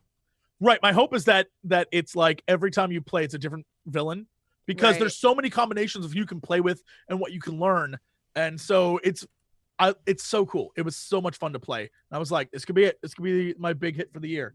So Omensight. That sounds really cool. Yeah, that sounds good. I want to play that. God, a lot of interesting stuff coming our way. Liking. I've got like 3 games to talk about as well, but Nah, go for it. Let me put it this way. There's fuck all interesting in the news right now. I was going through the outside of talking a little bit about the VR stuff at CES. This is the list of news that I got from Chris. It's like, there's gonna be a spiritual successor to Theme Hospital. Some games won some other Game of the Awards that no one cares about. Donald Trump misspoke about a fictional Call of Duty jet that he's supposedly selling to Norway. And Tencent. Like, what if we did though? He sold a fake jet. That'd be amazing. That would be a good deal. I believe in his art of the deal if he was able to do that. If he was able to sell a jet from Black Ops 3 to Norway without them noticing, then I would believe in his art of the deal. I would be like, you know what? He wasn't shitting. Okay, all right. I'm convinced. That's pretty good. And Tencent has also reportedly helped Chinese police arrest 120 PUBG cheat makers. That's basically what I have for the news. Yeah, last week we talked about CES, so... Oh, did you talk about CES and the HTC Vive Pro and everything like that? Yep. Wow, yeah. Great. Yes, sir. Well, so much for that then. So, Dan, you got time. Yeah. So we're gonna talk about let's just talk about some more games. But let's take a break and we'll come back and talk about more games. I still haven't talked about everything. I could talk about my experiences of teaching my parents how to play Terraforming Mars, which is actually a fairly complicated board game about terraforming Mars. Did any of them say we have to science the shit out of this? Because if so, awesome. Nah, you don't know my parents very well if you think they'd say something like that, even with a few whiskeys in them. But it was a fucking awesome game, and I can tell you what it's about after the break, and we can talk about video games. That sounds great. Let's do that. After the break, more video games. This button isn't working, isn't it? Because we're on the fucking PTR. Why do I even still have this PTR client? It literally encounters errors every 5 seconds. I have to click OK. It doesn't actually crash the client, but if I press this button right here, ads happen. Ladies and gentlemen, welcome back to the Co-Optional Podcast. You got a cheesy grin on your face. I thought you'd already showed us that. Not in the stream. I showed it to you before because you're my friend and I care about you. Okay. All right. Mine's bigger. You just want us to say how awesome you are. We get it. Yeah, guys, I finally hit 100,000 subscribers. Yay! It's arrived. Yay, I'm so One proud milestone. Well done. You did it. Yes, that arrived today. To celebrate my for some 100,000 subscribbers. Yeah. 6 years late. Little late. 6 years late. Just a smidge. Just a little off. It's fine. It's fine. All right. Well, you did say you had more games you want to talk about, and I'm entirely fine with that because that's what this show is mostly. All right, let's start with. I got a list as well that I'm looking over at. We're going to start with Claybook. Have you heard of Claybook? I'm going to go with no, not in the slightest. Claybook. Claybook is a game where you play as a ball of clay that can mold into other shapes in a world where everything else is made out of clay, but it properly deforms like it's made of clay. So it gets gently smushed, and even the ball you're rolling around picks up the color of the clay it's rolling over, and will get all smushed and bad, and you have to try and climb over stuff and get around stuff. You can like dig through the clay. You can burn through it. You could rewind time to pull yourself back, and that leaves an imprint of where you are. So you can also build the clay up. And so basically, it's a game about being a sentient ball of clay while a terrifying demon child stares at you. I forgot about the terrifying demon child. Can you? The terrifying demon child? What? It's because it's on a table, because it's like a kid's playing with it. The kid's actually there with like a joystick, and it just has these massive, I'm talking like just huge, devastating eyes of scare and horror. Okay, I've yet to see that as part of your video that I'm showing on the screen at the moment, but I try not to look at the just demon like I'm scared of children sort of horror. Oh, somewhere Jesus. between the two. All right, okay, I see it now. It's the demon child. But you can like dig this clay, and it's just so much fun just to play with. And it's got liquid in it, so there'll be like vats of this goo, and you dig it out, and it's just liquid just comes out. But it's like clay. It's like it's stop motion kind of thing, and all the clay has like thumbprint textures over it, like it's all been like hand done like this. And it's just this weird, insane, beautiful looking platformer with like a level editor and stuff. And I kind of feel like it's no one's really noticed it. So I kind of assumed it was a dream because I was the only one who noticed it. This sort of thing would drive me up the fucking wall.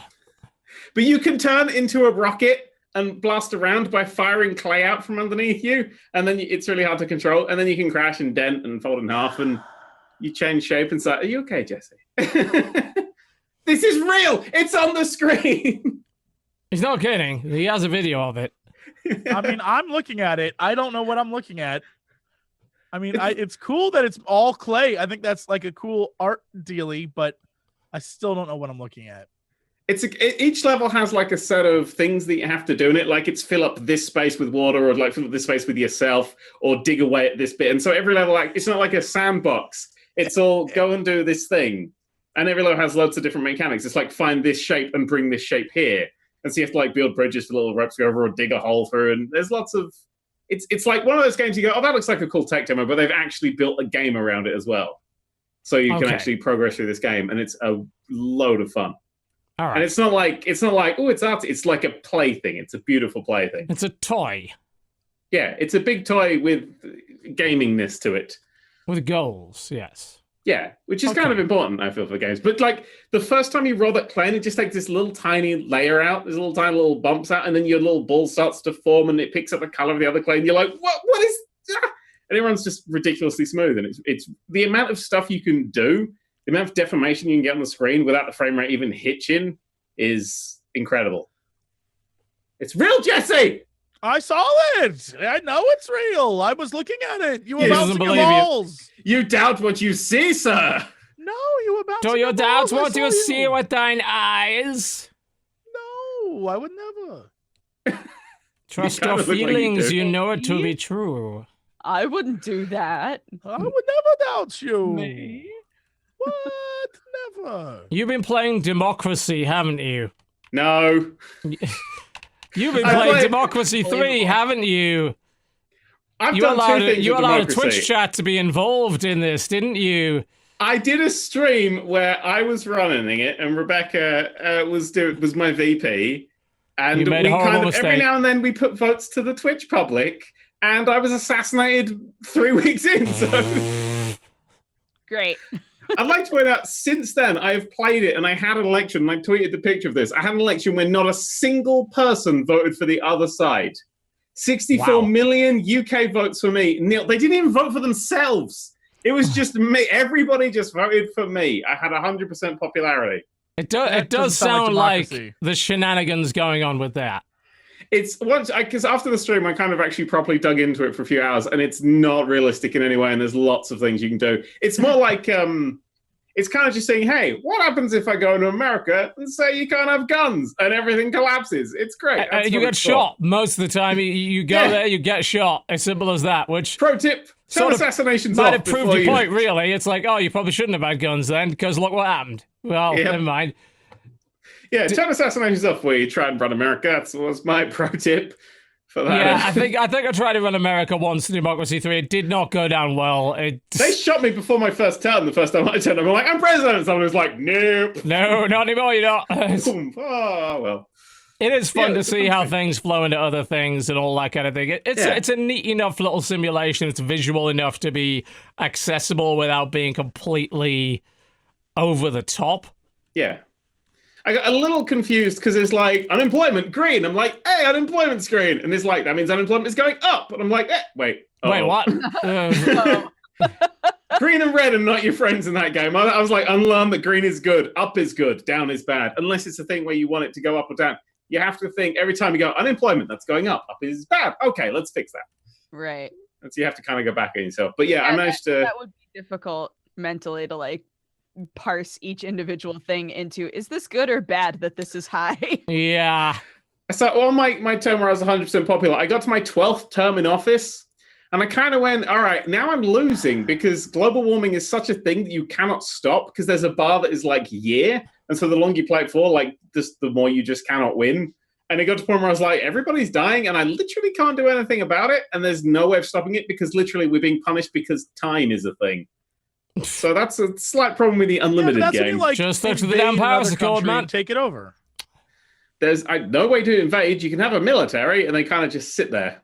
Yeah, well, then that's not realistic. You would take, you would find out, you would go to one of the like desert nations that clearly was not going to be like. You've seen the movies. Whenever the water takes over, there's always like the island. They're like, you need to find the climate change. You need to round it up. It's now an island. That's where we go. Yeah. Perfect. Oh my. Perfect. You play it differently to me, but I became the God King of England. Sure, good. why not? Yeah, why not? Just make someone has to. Frankly, the way it's going at the minute, absolutely. Go I'll run through a field of wheat. Can't exactly do a worse job, can I? Just go like this. That policy, that policy, that policy. There's darts on the board. Hey, there we go. It all went well. Oh, Stop talking politics. Yeah, it will not go well if we end up doing this. The game. It is. But it's streamed well. People seem to like it. It's a weird one for when you give it to an audience. Because if I'm playing The Witcher, I'm like, there's a guy, stab a guy in the face. I'm like, yeah, stab the guy. People are like, no, you're so crazy. If in like this, I'm like, oh, I'm going to raise taxes 1%. Everyone's like, why do you want to raise taxes, you Democrat bastard? I'm like, it's a game. It's not real. I was just doing things. You don't understand. Here's what they don't understand. Yeah, if you raise taxes in the game, you raise them in real life. No! Is that how it worked? I gave everyone weed, but took away Doritos. That was just me being a bastard. I don't. There was the Doritos tax. Yeah, no one will ever forget. Taxed all you Doritos. Increased the tax on tendies by 10%. There are riots. At least there would be if they get up the stairs. Oh dear. There were illegal Dorito parlors in the back of pet shops. Yeah, we got all the Dorito flavors. Oh my! Playing roulette with the actual roulette bags. The white one's really hard. They're like, whoa! And they eat it. Oh, it was not bad. It was a weird time, the 2040s. We could have been to the moon, but nope. We decided to have no Doritos instead. And a lot of cyclones. That was a big thing in my game. Just a lot of cyclones. Were you voting in favor of cyclones quite a lot? Was that something you were encouraging? It's like there was a water shortage, there was a food shortage. All the religious people had gone. They just had gone. I assume the rapture had happened. Well, I was going to say rapture, obviously. Because they literally would just because if you do a Mars mission, it slightly takes away the religious people. Are we sending really them? Funny. Well, no shit. It's the end of the world now. Religious people go to Mars. Yeah, the higher your technology, the less religious people. I kind of just we got to Mars and just punched a hole through the universe and everyone just got sucked out. And that was the rapture. That was it? Yeah, well, we always knew it was going to be something. Turns out it was Elon Musk. Oh. Probably should have seen that one coming, to be perfectly honest. Yeah, really. Yeah, so it's a game I think's okay. Speaking of Mars, we terraformed it successfully, at least I think we did. We did. I heard that story from part 2 of this podcast. Terraforming Mars. Yeah. It was Jen is having the fun time of trying to buy me board games that I don't own, which actually is not that hard because we've got lots of IKEA shelving now, so she can just check. So as long as I haven't left it in my office, it's fine. So she picked me up for Christmas Terraforming Mars, which is very highly rated. Great game, exactly up my alley. I'm thinking, yeah, okay, let's do that. And my parents were over during the New Year's break, and I thought, all right, usually I can convince my dad to play one board game. of some sort. One. You know, fun is not a thing that he is particularly accustomed to. So we usually get 1. So right, if I'm going to make it 1, I might as well make it an interesting one. And let's try Terraforming Mars. Let's see if we can get everybody around playing that. As they'd recently watched The Martian, so I'm like, okay, right, you know, it's a cool theme, right? Everybody that's a cool idea. We get to terraform Mars into a habitable planet. That sounds neat. That's something that people can get behind. And it's quite a complicated game, but the idea is that you're all running corporations who have been given a lot of money to fix Mars. It's like, look, Mars is fucked. We can't do anything with this shit. Here's a large amount of money. Let's see if you can do it and make Mars habitable, because frankly, we're in trouble if you can't. So all of these different corporations, they get a little bit of money. They get some space euros, as it turns out. Mega euros, I think. Space euros, of course. Yes, space euros. It is a European design game. No dollarinos here. Space euros. And you should have just had Brexit on Mars and just had 52% of people just fucking leave it. That would have fixed all your problems. And the idea is to try and raise Mars to habitable levels. And there's a few things you got to do, as it turns out. Mars, well, it doesn't really have a lot of oxygen on it, so you need to do something about that. You need to get it up to, I think it's about, what did they say? 14%, I think. They said, look, 14%, that's doable. There's cities on Earth that operate at 14% oxygen because they're very high up. People are fine there. We can do with 14%. But we also need temperature because it's real fucking cold. We need a pretty consistent temperature around the equator. So you're going to have to up that by quite a lot because it's really fucking cold. And we could also really do with some oceans because we don't have any water. Not having oceans, not a good thing. So you need to place a bunch of ocean tiles as well. Now, in order to gain all of these things, you need to engage in projects that will cause that sort of thing to happen. So like, well, we just got Mars, there's shit all on it. What the fuck do we do? Well, some forest would be good. How do we get that? Well, I could maybe start a project that would allow me to get a forested area here. I could maybe start a project which would start to generate some heat. If I generate some heat, and I generate enough heat, then I can raise the overall temperature of the planet a little bit. So maybe I have this big project which is a factory that's generating some resources but also generating a lot of heat. Or maybe I'm looking to try and build some power plants so I can power some stuff and then use the excess energy to transfer that into heat and all that kind of thing. And you're basically collecting a lot of different resource cubes, which are then being turned into points. And you're tracking your points around the outside of the board with terraforming rating. And the more terraforming rating you get, the more mega euros you get at the end of each round in order to buy new shit. And as you go through these rounds, you're offered up to 4 new cards, which you then have to buy depending on what you want. It's like, okay, this could be useful, or maybe this isn't. It's like, do I want bears right now? I don't want bears because we don't have... Well, we don't have anything for the bears to eat. No, the bears are no good right now. The bears are for later, you know? There's certain stuff, of course, that's only going to work if you've already got the prerequisite stuff in place. What's the point in having predators if you don't have any fucking prey? So no bears initially. We can't have any bears, but maybe we could get some microorganisms going. Oh, shit, we can't really do that. Turns out fucking... all the water's frozen, all the microorganisms are stuck under the fucking ocean, so we can't do that until we melt the polar ice caps in order to do this. And there's a bunch of prerequisites and things that you require in order to make things work. And it's just all about building up all sorts of cool little projects, building cities, making Mars habitable, and eventually, hopefully, winning by being the best Mars corporation that did the most good. And occasionally fucking with your opposition by dropping meteors on their shit. Which you can do also. My bear sanctuary! No! You know what the rules say, no bears.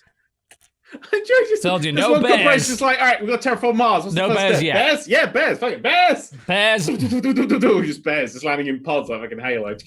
Bears is well. Eventually, bears is great because if you see an opponent's going for a sort of very animal-oriented strategy, it's like, oh, I'm building a habitat and I'm breeding animals and I'm getting these animal tokens. Never getting enough animal tokens to get a thing. It's like, yeah, but I got bears and now I eat your animal tokens and now I can steal these and all that other shit.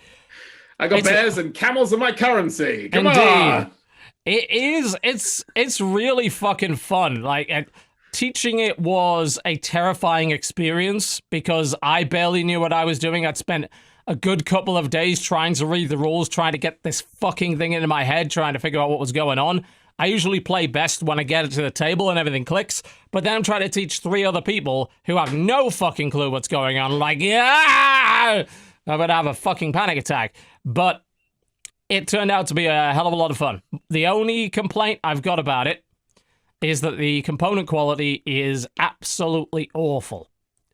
Like, I like a board game that's got really nice components. This game does not have really nice components. You call that a bear? Ugh. That is no bear. That ain't no bear, sir. That's no bear like I've ever seen a bear. I've seen a lot of bears in my time, mate. I've seen a lot of bears, sir. I have a lot of bear experience, one might say. And that is no bear of mine or anyone else's. If I had to plan a trip to Mars, I don't think I'd remember the bears. Like, if we took everything from Earth, like, it'd just be rocks and dust. There'd be a few bears going, I forgot us. Well, yeah, you don't have the bears now. What the hell are you supposed to do? The antelopes are going to run wild and take everything over because you don't have any bears to control them. See, this is why you'd be useless at Mars. But yeah, it's a hell of a game. I just wish the components were better. Like, I may buy some... there's some guys on Etsy that sell, like, better components for the game. I might just buy that, like, thicker cardstock and trays so that they're fucking little... You don't lose the goddamn little cubes everywhere. It's, you know...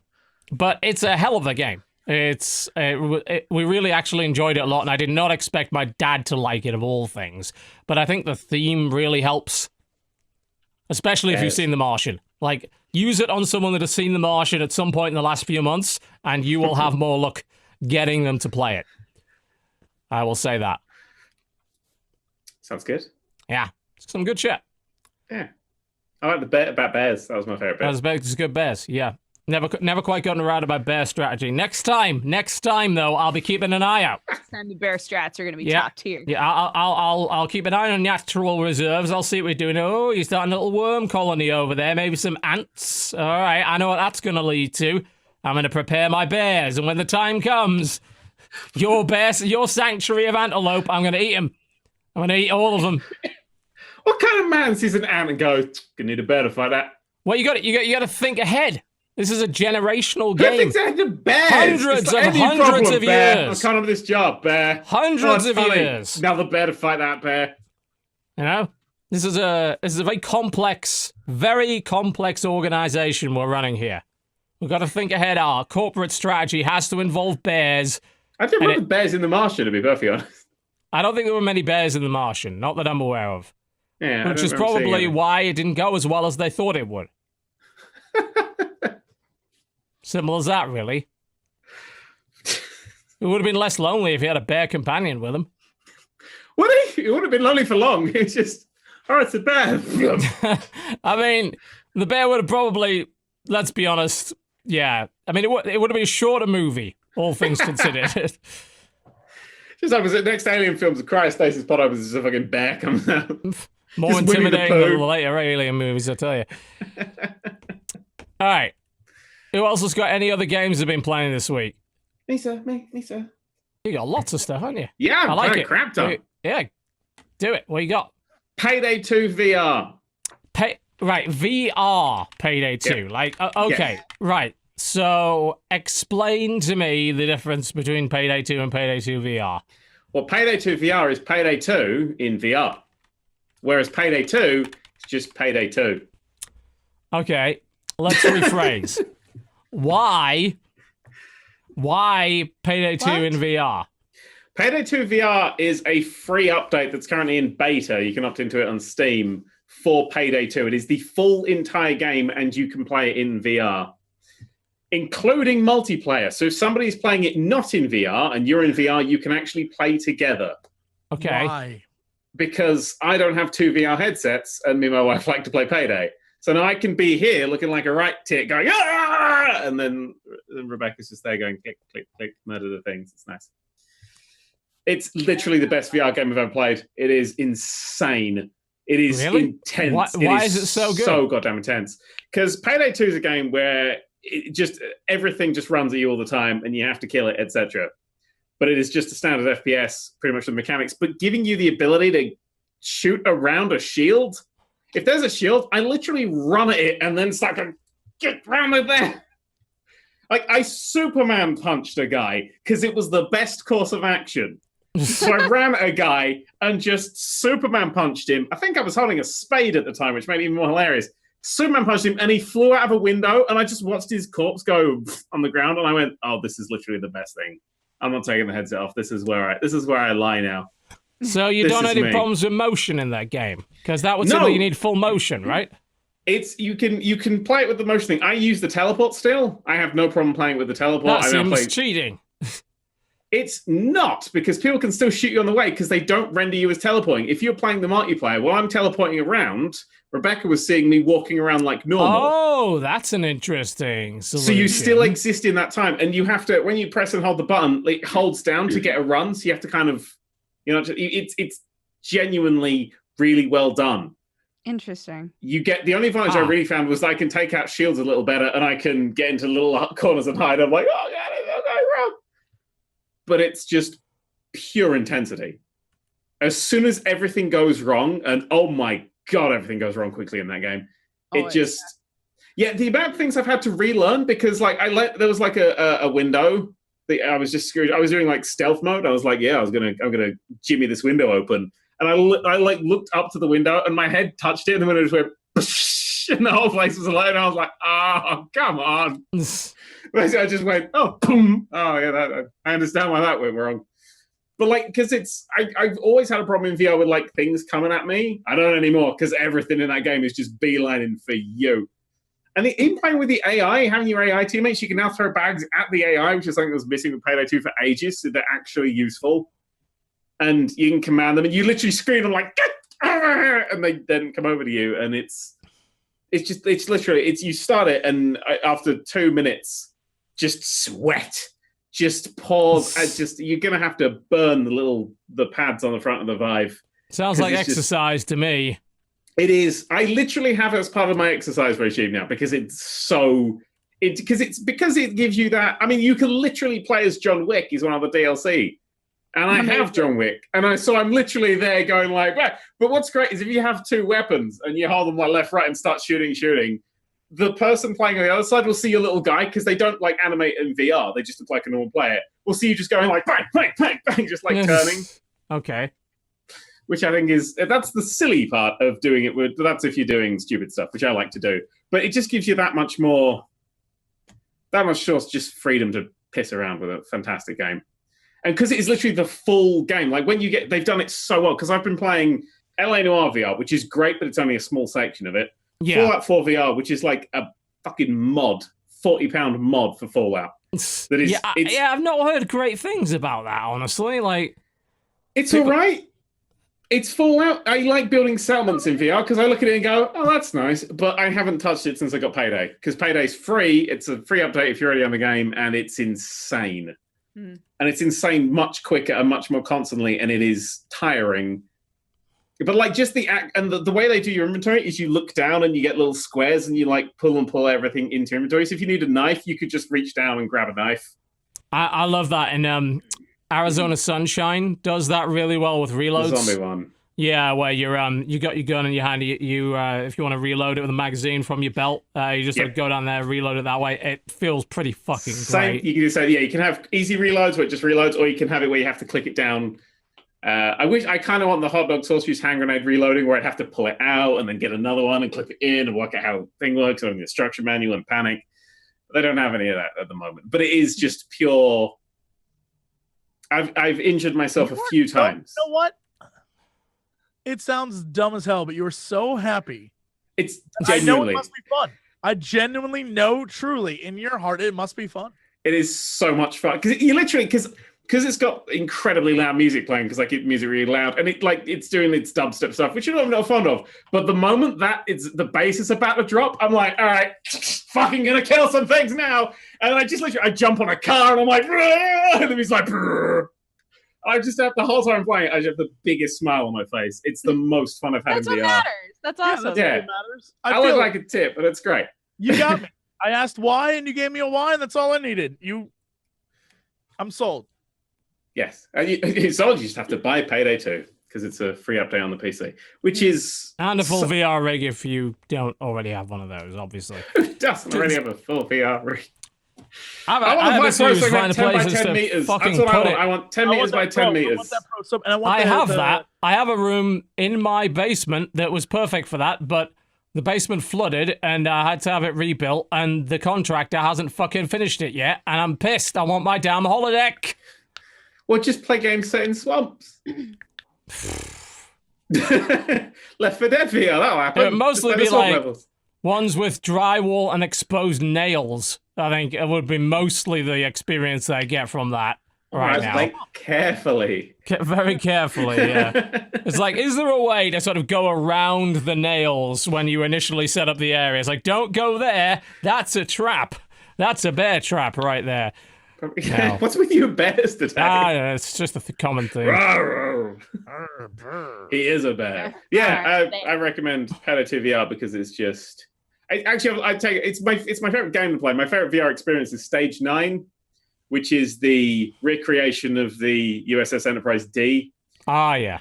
Which has now added an exterior where you can fly a shuttle around and you can get out on the nacelle and see the however many hundreds of meters long Enterprise in full size, and you can separate the saucer remotely.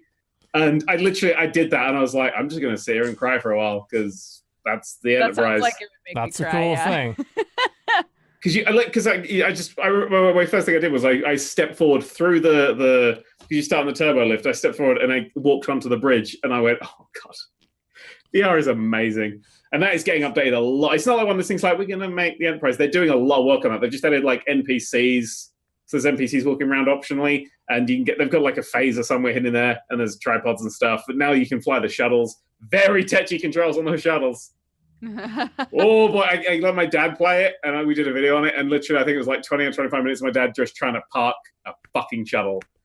We just going, just for the love of up. No, down. No, that's down. No.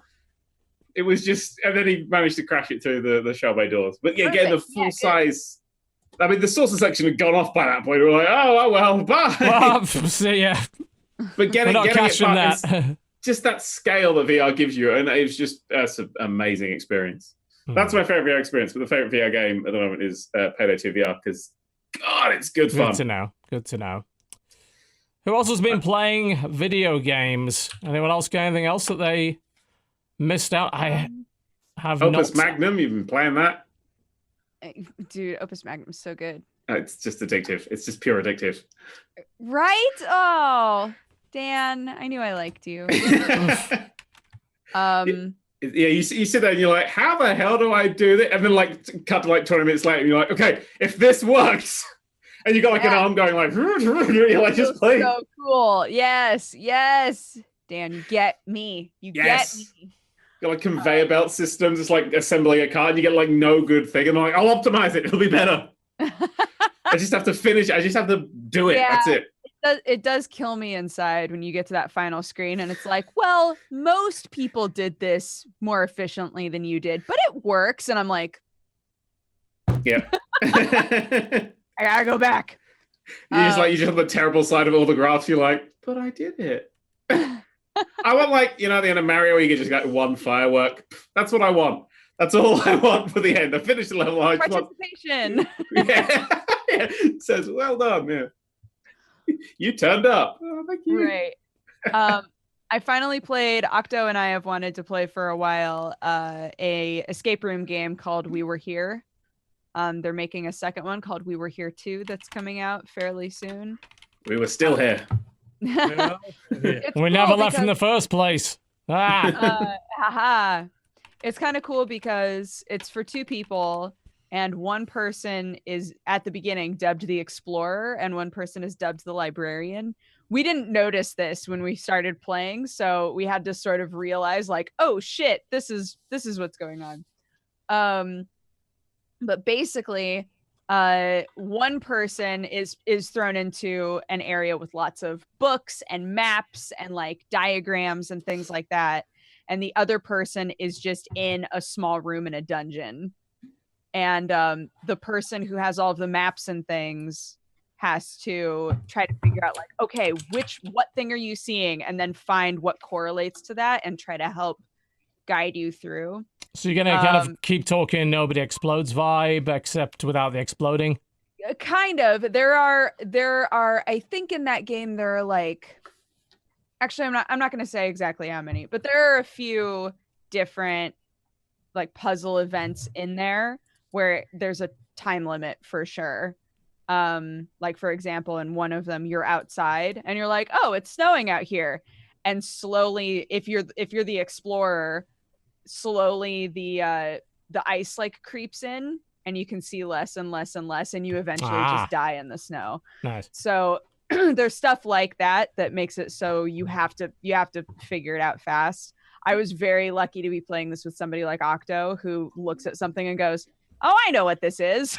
I was like, holy shit, if our roles were reversed, I would have been like, I don't Always I don't bring know. smart people to escape rooms. Always. So yeah, that game was super fun, and you can play it in VR. We didn't play it in VR, but you can play it in VR, and We Were Here Too looks like it's going to be pretty cool. And the only reason I even found out We Were Here existed is because of We Were Here Too. So yeah, there was that, and then I also finally played Getting Over It. Fuck that thing. I thought it was fine. I don't know. It was pretty chill when I was playing it, but I was telling Dan, I feel like my secret is that I just talk to the guy in the cauldron like he's a baby. So when he falls, I'm like, but you did really well. You can get back up there. I believe in you. So I just like took on the mom role. And that way, anytime there was a mistake, it was his fault, but I got to encourage him to keep going up higher, right? It did. I think emotionally it did help because everybody was like, I think you might also be freaking out? schizophrenic, but continue by all means.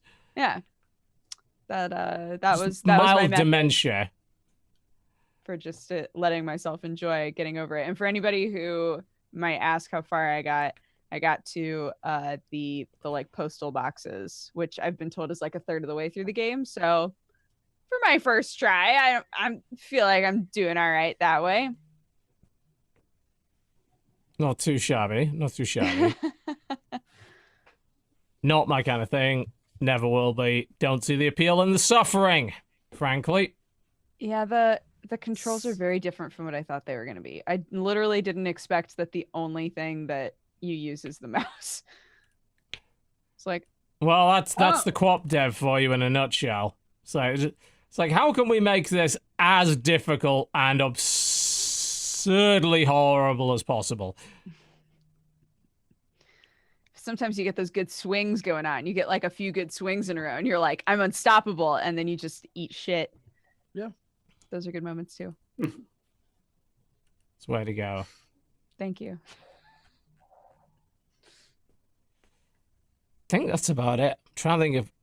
I don't think there was anything else that I touched this week, but I've got a ton of stuff on the list now as a result of this week's show. I want to check out that, Deep Space Derelicts game. That looks like it's right up my alley. And I also may or may not have code lying around for the new Tomb Kings expansion for Total War 2. Oh my. Yes.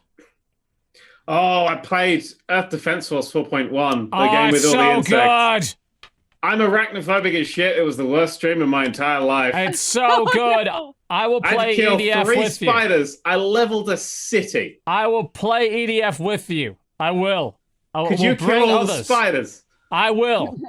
I will bring big Spiders weapons. for you. That's all you. I have some very large guns. I will bring them. I will bring the tank. The big tank. And we can That would level be cities. nice. EDF is the fucking best, and people need to play EDF way, way more than they do. I literally never heard of it, and someone said, "Hey, you like games of destruction, load of enemies? Play EDF."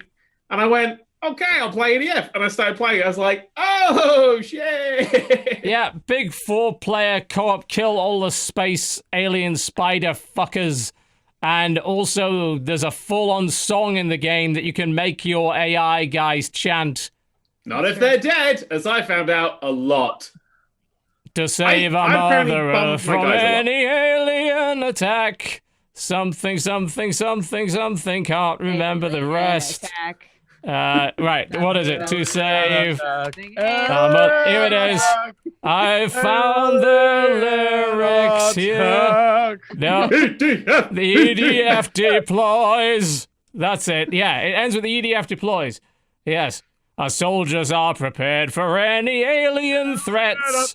The Navy launches ships, the Air Force send the jets, and nothing can withstand our fixed bayonets. The EDF deploys. It's the best. It's the best.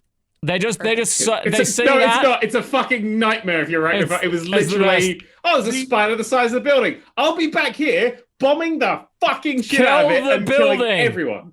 It's like, there's a spider hiding behind the building. Kill the building then. And all the other buildings around it. And then the spider isn't there. And I'm like, it's the size of a building. This is like being a house and there's a spider. And God, it's so fucking also good. The incredible like Valkyrie ladies. Yeah, the wing divers. Yeah. Make inappropriate sounds for being caught in a spider web. Just flat out, you're like, there's a lot of when we were playing that, interesting we were like, squeaking. What the fuck? A lot of interesting, odd squeaking. Web. I don't know what is happening right now. That is inappropriate in a battle. Then I'll call you back. It was I play as them because they have a jetpack and you can just go. You're like, well, that was fun. I'll see you later.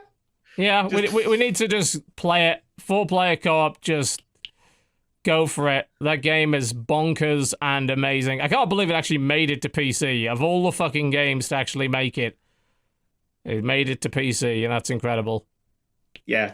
I if you're willing to kill the spiders and you just want me in the background shouting encouragement, there's a video. I got the biggest tank I've got. I've seen the later levels where it's like mechs punching fucking Godzilla, and I'm like, I'm so excited, but I can't get through this bit. Well, a lot of it's kind of like a weird Diablo-esque loot grind where you're collecting health because each piece of health is one permanent piece of health, and so you can play on a higher difficulty. Like if you play on like Inferno, you get hit for like 6,000 HP in one shot and shit like that. But you can get really great weapons if you get to survive the mission. I think I just cheesed it through one mission at one point, got a weapon that was way too powerful for the level that I was at. And it actually just blew me up every time I fired it. Because I didn't have enough HP to survive the blast. It didn't matter where I fired it from. It's so fucking good. That game is bonkers. Now, there's a game we should play in VR with some nice, big, giant spiders. Some really large, building-sized spiders. That sounds wonderful. I wouldn't like that very much. No. You don't think so? I like saying to Jesse, we should play a game where everything's a shark. What, you mean Depth? We should play Depth again? That really great game called Depth? We should play Depth? Yeah, I agree. I absolutely agree we should play Depth. Did I tell you that devs reached out to me and they wanted us all to play Depth again? And I was like, what? They want us to play Depth again? I'll fucking play Depth again, especially if there's money involved. Give me fucking Depth, absolutely. I don't want to play Depth again. What if they give you a lot of money? I will absolutely play Depth again. There's only one good game with a shark, and that was Jaws for the PS2. Depth is so Jesse, good. Maybe there's a You played as Jaws. It was awesome. The sharks can have little silly all hats. The sharks are like happy. Yeah, they all have little silly hats and they're ice cream cones that swim at you. But do you want to know why a shark's happy? I don't want that. You don't know sharks are happy. I want to know why Dodger wants me to be afraid of ice cream cones. You're not afraid of ice cream cones. I want to be like, no, I don't want any ice cream anymore. Would Depth it help? VR. Because in that game, 2 people play sharks, right? Yeah, 2 people play sharks, 4 people Jesse, play does divers. It help if you play the shark? Well, ironic that this is brought up because today for my best of the week, I featured the moment where TB and I played depth, and we Oh God. dropped down into the water, So and he was good. like, yeah, so this round we were both playing sharks. I was like, okay. And the game starts, and it literally is one shark versus 4 people, but the shark, if you kill the shark, you become the shark. So we were just being hunted by like the best shark player ever. And it's me screaming. It was yeah, it was a bit of a that's- mess. Yeah, it didn't work out well. So there's multiple ways you can I haven't play, played all of depth in them ages. terrifying. Not okay with it. That would be a perfect VR game, considering the motion of the swimming thing. That would probably work pretty well. Cool. All right, that probably about wraps up the show, with the exception, of course, of the release list, which there's a few things on there, especially if you're a Switch owner, but that seems to be a common theme these days. So we can have a look and see what we've managed to find. Jesse, January 16th, you managed to discover something by the name of Inner Space. Yes, Inner Space, you fly around on a kind of like glider spaceship in what appears to be like a very visual, sort of like trippy inner world. I don't even know how to describe this thing. The trailer looks awesome. Yeah, I'd like to show the trailer. Unfortunately, my XSplit is going bonkers at the moment, so you're just going to have to go look it up yourselves, I'm afraid. I apologize. It looks very, very cool. Graphically, it's beautiful looking. Oh, yeah, So- it looks gorgeous, Oh. yeah. I was playing that today. I didn't know that's Oh. what it was called. Okay, And well, there is you it go. awesome or no? I didn't really like it very much. Oh, that's unfortunate. Oh my god, there's like a giant monster in it. Oh my god. Yeah, it was a lot of good stuff, and then I was kind of like, it was all right. I gotta check it out. There's I like got lost a lot, and then like a fun, what do I do next, and kind of like, where am I supposed to be going now? So it looks Definitely. nice, no doubt about that. Oh, it's Yep. pretty as shit. Yeah, I'll be all right with that. it's a very, very slow opening few minutes. There's all those things that are like, I want to play a game. Please just hurry the hell up. It's like 3 loading times for a gameplay. Is that a game where the loading time the loading time's a circle and there's little like ball bearings in it. You move them around with a stick. I was like, this is fun. I don't know. I don't think anyone else other than you's played it, so... I don't know. Dodger- Check this is the game. I might be just gone insane. from Dodger, the did you Claybook pick the job. next one specifically because of the pun potential?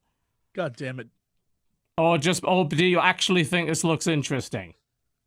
Wait, what? The Beavers Be Damned game? Beavers be damned, yes. Yeah, it's a game where you're 2 little beavers who are trying to perform heists on a sawmill to get wood. But every time you go, everything has turned into a new type of obstacle course. So you have to work together to get the wood and bring it back to your Okay, dam. all right. Aw. And then a bear destroys it. It looks cute. No bear. Bears, well, that's the end of the game. It was all futile because bears, and we Yeah. planned it. And then we reveal it was on Mars all along. Indeed, whole thing. And then the other game looked interesting aesthetically more than anything, but it's called Wonder Wickets, and it's basically like a mini golf game. But I really like the style of it a lot. You can like put your ball on a spaceship. Yeah. It looks You really could send cute. it to Mars along with the bears. Oh, Sure. TV, that joke's played out. Nah, I strongly disagree. This is going to last for generations. You made this happen. I will ensure it continues to survive. Is there That's sort of do you about wanna it on. mention any of the Switch stuff on the Yeah, I'll go through that, but there is actually something missing from this list that I noticed was coming out today that is interesting to me, which is, oh god, what the is the bloody name of it? Because it's by Petroglyph. It's a new RTS. It's early access called Forged Battalion, which you customize your unique faction and new take on real-time strategy. You fight a variety of skirmish, solo, and multiplayer battles. You're an engineer. You have ultimate control over your faction's units, factory suit weapons, and economy. Basically, you can build your own unit types, so you can customize units. They've tried this before, I believe, going all the way back to, oh god, what was the name of it? End of Nations, and a couple of other games that try this kind of thing as well. This looks pretty damn neat, though. So, and I do like what Petroglyph have tried to do with RTS lately, so I will probably be trying that one out today or tomorrow. That does look quite cool. It's called Forged Battalion, sorry. Not Forged Alliance. Is pretty good as well. Yeah, Forged Alliance is pretty good. You should get better at it so I can actually play you. Just saying. Would be nice. In terms of the Switch stuff, let's see. What we got? Rocket League Collector's Edition, if you want that. I already have Rocket League on there. The hell are we yeah, collecting? I don't know what's going on with that. Nightmare Boy, Energy Balance, Albert, it's an auto that's actually on PS4. Oh man, I thought they would bring Kerbal Space Program to Switch. I was like, that sounds great, but no, that's PS4 as well. That's actually, I think, it for Switch today. Yeah, there's not much else on for Switch today, by the looks of it. It's in a couple of days that we do get some good shit, however. Moving on to January 17th. Heroes of Arzar. Heroes of Arzar. This is a TCG that looks so complicated. I have no idea what the fuck is like in all of these screens. What the shit is this? All right, Yeah, well, it's a port for a mobile phone. Like, there's so much going on. What is all that? I don't. It's a fast-paced hybrid TCG strategy game. Oh Jesus. Yeah, I don't know what this is. I'm intrigued. There appears to be a shark in it. If we look at screenshot 5, that is clearly a shark. Apparently. I'm curious. There's some I do want to know what's going on with that, because it does look like it's actually played at speed, which is weird. But yeah, okay. Jesse, what? Yeah.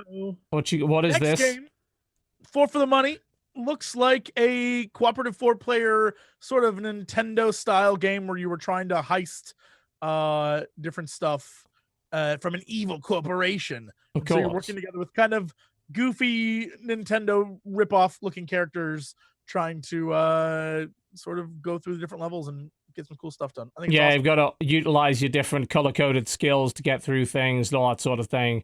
Yeah, I can see that being interesting, and again, something that should probably end up being on Nintendo Switch at some point. But it certainly that console has too many ports. Yeah, I've been told it has too many ports, so that means we should stop buying it now. The Switch is useless. There are too many video games on it. Everyone knows that's a death sentence for a games console. It's true, having too much to play. Yeah, how terrible. January 17th, that was about it. January 18th. Maze of Adventures. Maze of Adventures. Specifically, like, the screenshots that show when this game gets really complex. It's there's lots of like portals and gates and things, and you see like kind of more of a top-down view of this guy, and you're trying to guide him through a maze. But like it gets to the point where there are all of these different gates you have to go and unlock. Oh my god! I just looked at one of the screenshots and there's so much color. It's like, fuck me, that's like 50 gates in there. Yeah. Yeah, it reminds me of some really old school games like that, like almost like Chips Challenge to some extent. Yeah, that game drove me to madness, I think, if I recall correctly. Did you play the sequel to Chips Challenge? There was a sequel to Chips Challenge? The guy made they had built a sequel, but it never got published for some reason or another, and he put it on Steam like last year or the year before. I'm not going anywhere near that. And also the original Chips Challenge. Oh, that's terrible. That's just terrible. For Switch, we got World to the West, which I've heard some pretty good things about. And also, of course, Darkest Dungeon is headed to Switch. I don't know if this version has the DLC with it or not. I would have to try and find that out, because... I would assume. You'd assume so, but the iOS version still doesn't. Yeah, maybe not then. Okay, I'm just double-checking. Hits it on the 18th. Yes, the Shieldbreaker and Crimson Court will be available for purchase on release. Good. Cool. Right, I'll probably start my second playthrough on the Switch then, and not on iOS. On iOS, I was like, I don't know what the delay is, but they just haven't got the DLC out yet for it, so it kind of defeats the point of the exercise. All right, well, that's good then. Also, Oh Sir, the Insult Simulator is coming to Switch as well. That's a fun game, too. Yeah. January 19th. Midnight Quest. It's a point-and-click game where you are, I think, like an assistant to a scientist who's messing with time. and Right. something goes wrong, and then you have to solve all of these little puzzles to set things right. I like the look of it a lot. It's pretty cool. And I think you also had Mind Twins. Oh yeah, this just looked like a creepy co-op platformer game called Mind Twins. Yep, it sure as hell does look like that. And I was kind of excited because I saw Kirby Battle Royale, but that's on 3DS and not Switch. Ooh. So, oh well, never mind. Vesta coming out for Switch, and Nuclean, whatever that is as well. Haven't heard of those. January 20th. Stage Fright.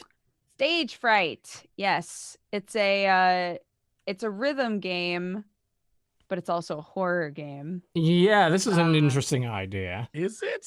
Yeah, you play the piano, but you have stage fright. You have a lot of anxiety, and as the anxiety gets worse, you're able to see like specters, I guess. Nope, And you the have to, glitches are starting. The glitches in the game are starting. Confront your anxiety. Oh, this trailer. This looks actually really cool. Good find. I did not even see this. That's an interesting idea. Yeah. Outside of that, That's all that I saw for this week. Cool. yeah, there was a game that's come out this week on the 18th called Nantucket, which is a seafaring strategy game, which seemed kind of interesting to me. Live through the golden age of American whaling, chase after Moby Dick in this seafaring strategy game. I do like that kind of stuff. So I'm getting a few vibes of something that might be enjoyable there. I think that's about it. We looked through the rest of them and didn't really find anything particularly interesting. Yeah, I think that's it. Pretty much. So big highlights of the week, of course, if you don't already own it, or you don't care because you want it on a different platform. Darkest Dungeon on Switch, basically. Yes. This is the way to go. Good the game. It is a good game. There's no doubt. Cool. Thank you very much for watching the Co-op Shop Podcast, folks. But before I go, I'd like to thank our sponsor, Audible. Head on over to audible.com/cynical for your free audiobook. And I would also like to give everybody else an opportunity to tell you lot what's going on this week. What have you got coming on your channels? What's going on? Why don't we start with any of you? Literally any. Which one of us? Hi guys, I'm Dodger. You can find me at Dex Bonus on pretty much everything. A cool thing that happened this last weekend that I believe the VODs are either going up or they are already up is Dodger Coffee Co. sponsored a Pro-Am on Base Trade TV. We had Elazer and Neeb playing against amateurs with handicaps. For StarCraft, by the way, for those who don't know. Yes. And it was super fun. It was a really fun time. So if you would like to see the VODs of that, I believe Base Trade TV will be putting those up. And yeah, if you don't know, I also own a coffee company. You can find it at dodgercoffeeco.com. And we also just reopened our Cat Gang store finally. If you would like a Cat Gang shirt or hoodie, you can find that on Yeti. So Cool. yeah, that's me. Dan, Hello. do you even have any idea what's going up in your channel this week, or just wing it? I kind of just wing it. Oh, I have Fair. on Mondays, I think Mondays and Wednesdays, I recommend a game. I find an obscure little game and I recommend it. I test them on Twitch. I do Twitch now properly. Yeah. I do Twitch. He nicked that idea experiment. from me, he did. I did the whole test it on Twitch thing. What, do Twitch? I mean, well, no. It's not an original. I didn't say it was an original You invented idea. Twitch? I invented Twitch and bears. Oh, damn. Now you invented bears. I did. I invented bears. You want to prove otherwise? Because I'm going to send the bears over there, and then you'll change your mind right quick. I'll tell you that. Dan, you got to stream that Haunted House Clicker game. I absolutely will stream that. You got to Computer's a stream little messed up. If I can get XSplit working, I'll be streaming every day this week, and I test games. If they're good, I recommend them. What is the clicker? What was the? I can't remember the name of Scream it. Collector, I think. Scream Collector. That was it. Not to do with Monsters Inc. We found out. Haunted house. Yeah. You'll have to join our little secret curation society that we're putting together. That we're totally not putting together. That's totally secret and everything. Yeah. Interesting. Yes. Yeah. So Mondays, Wednesdays, and I don't know when I put fucking videos up. I think it's Mondays, Wednesdays. What's All a I know video? is, on Saturday, I put a video up and all fucking bets are off, and I don't even know what's going up. And if you, my last one was my 2,500th video. If you've seen it, you know why I can't exactly describe what happened, but it's kind of, I just do things on Saturdays. So if you're interested in just seeing... That sounds appropriate. Seeing how far we can bend the whole YouTube thing without caring about demonetization. Let's see what happens on Saturdays. I like the cut of your jib, Dan. Indeed. You should say that like a pirate. I like the cut of your jib. All right. That was my best. I'm sorry. Perfect. Love it. I thought an old lady was going to come out. I was pleasantly surprised. I like the cut of your jib. I was going to say something about swinging him from the yard arm, and then I realized how inappropriate that would be, considering. Jesus Christ. Yeah. It would be. Outside, Jesse. What do you got coming? Hi. This week, Dodger and I, Life is Strange with Life is Strange brand tissues. That's gonna happen. Are you kidding? I've almost used all of them. God. It's for when you cry, John. It's for when you cry with your emotional games. That's right. Yes, Those two girls are in love. Those two girls are in love. Hold on. Where's your bracelet? Where's my bracelet? Oh no. God damn It's it. on me all the time. Please. Please. I wear it all the time. Also, my lips are very chapped. So are mine. So, What's going on here? Also, there's going to be another episode of the Zoe DLC today. What a terrible, terrible DLC for a game. He's not a fan. I hate it. And yeah, that's more fun stuff to come. That's about it for me. Live your dreams, kids. Indeed. That's me. I don't have a bloody clue. I'll come up with something. I might actually finally finish my top 10. I've been working on that for the last 3 weeks, but I've got to fix my voice. Apparently yelling for 2 hours fixes it, but also breaks it.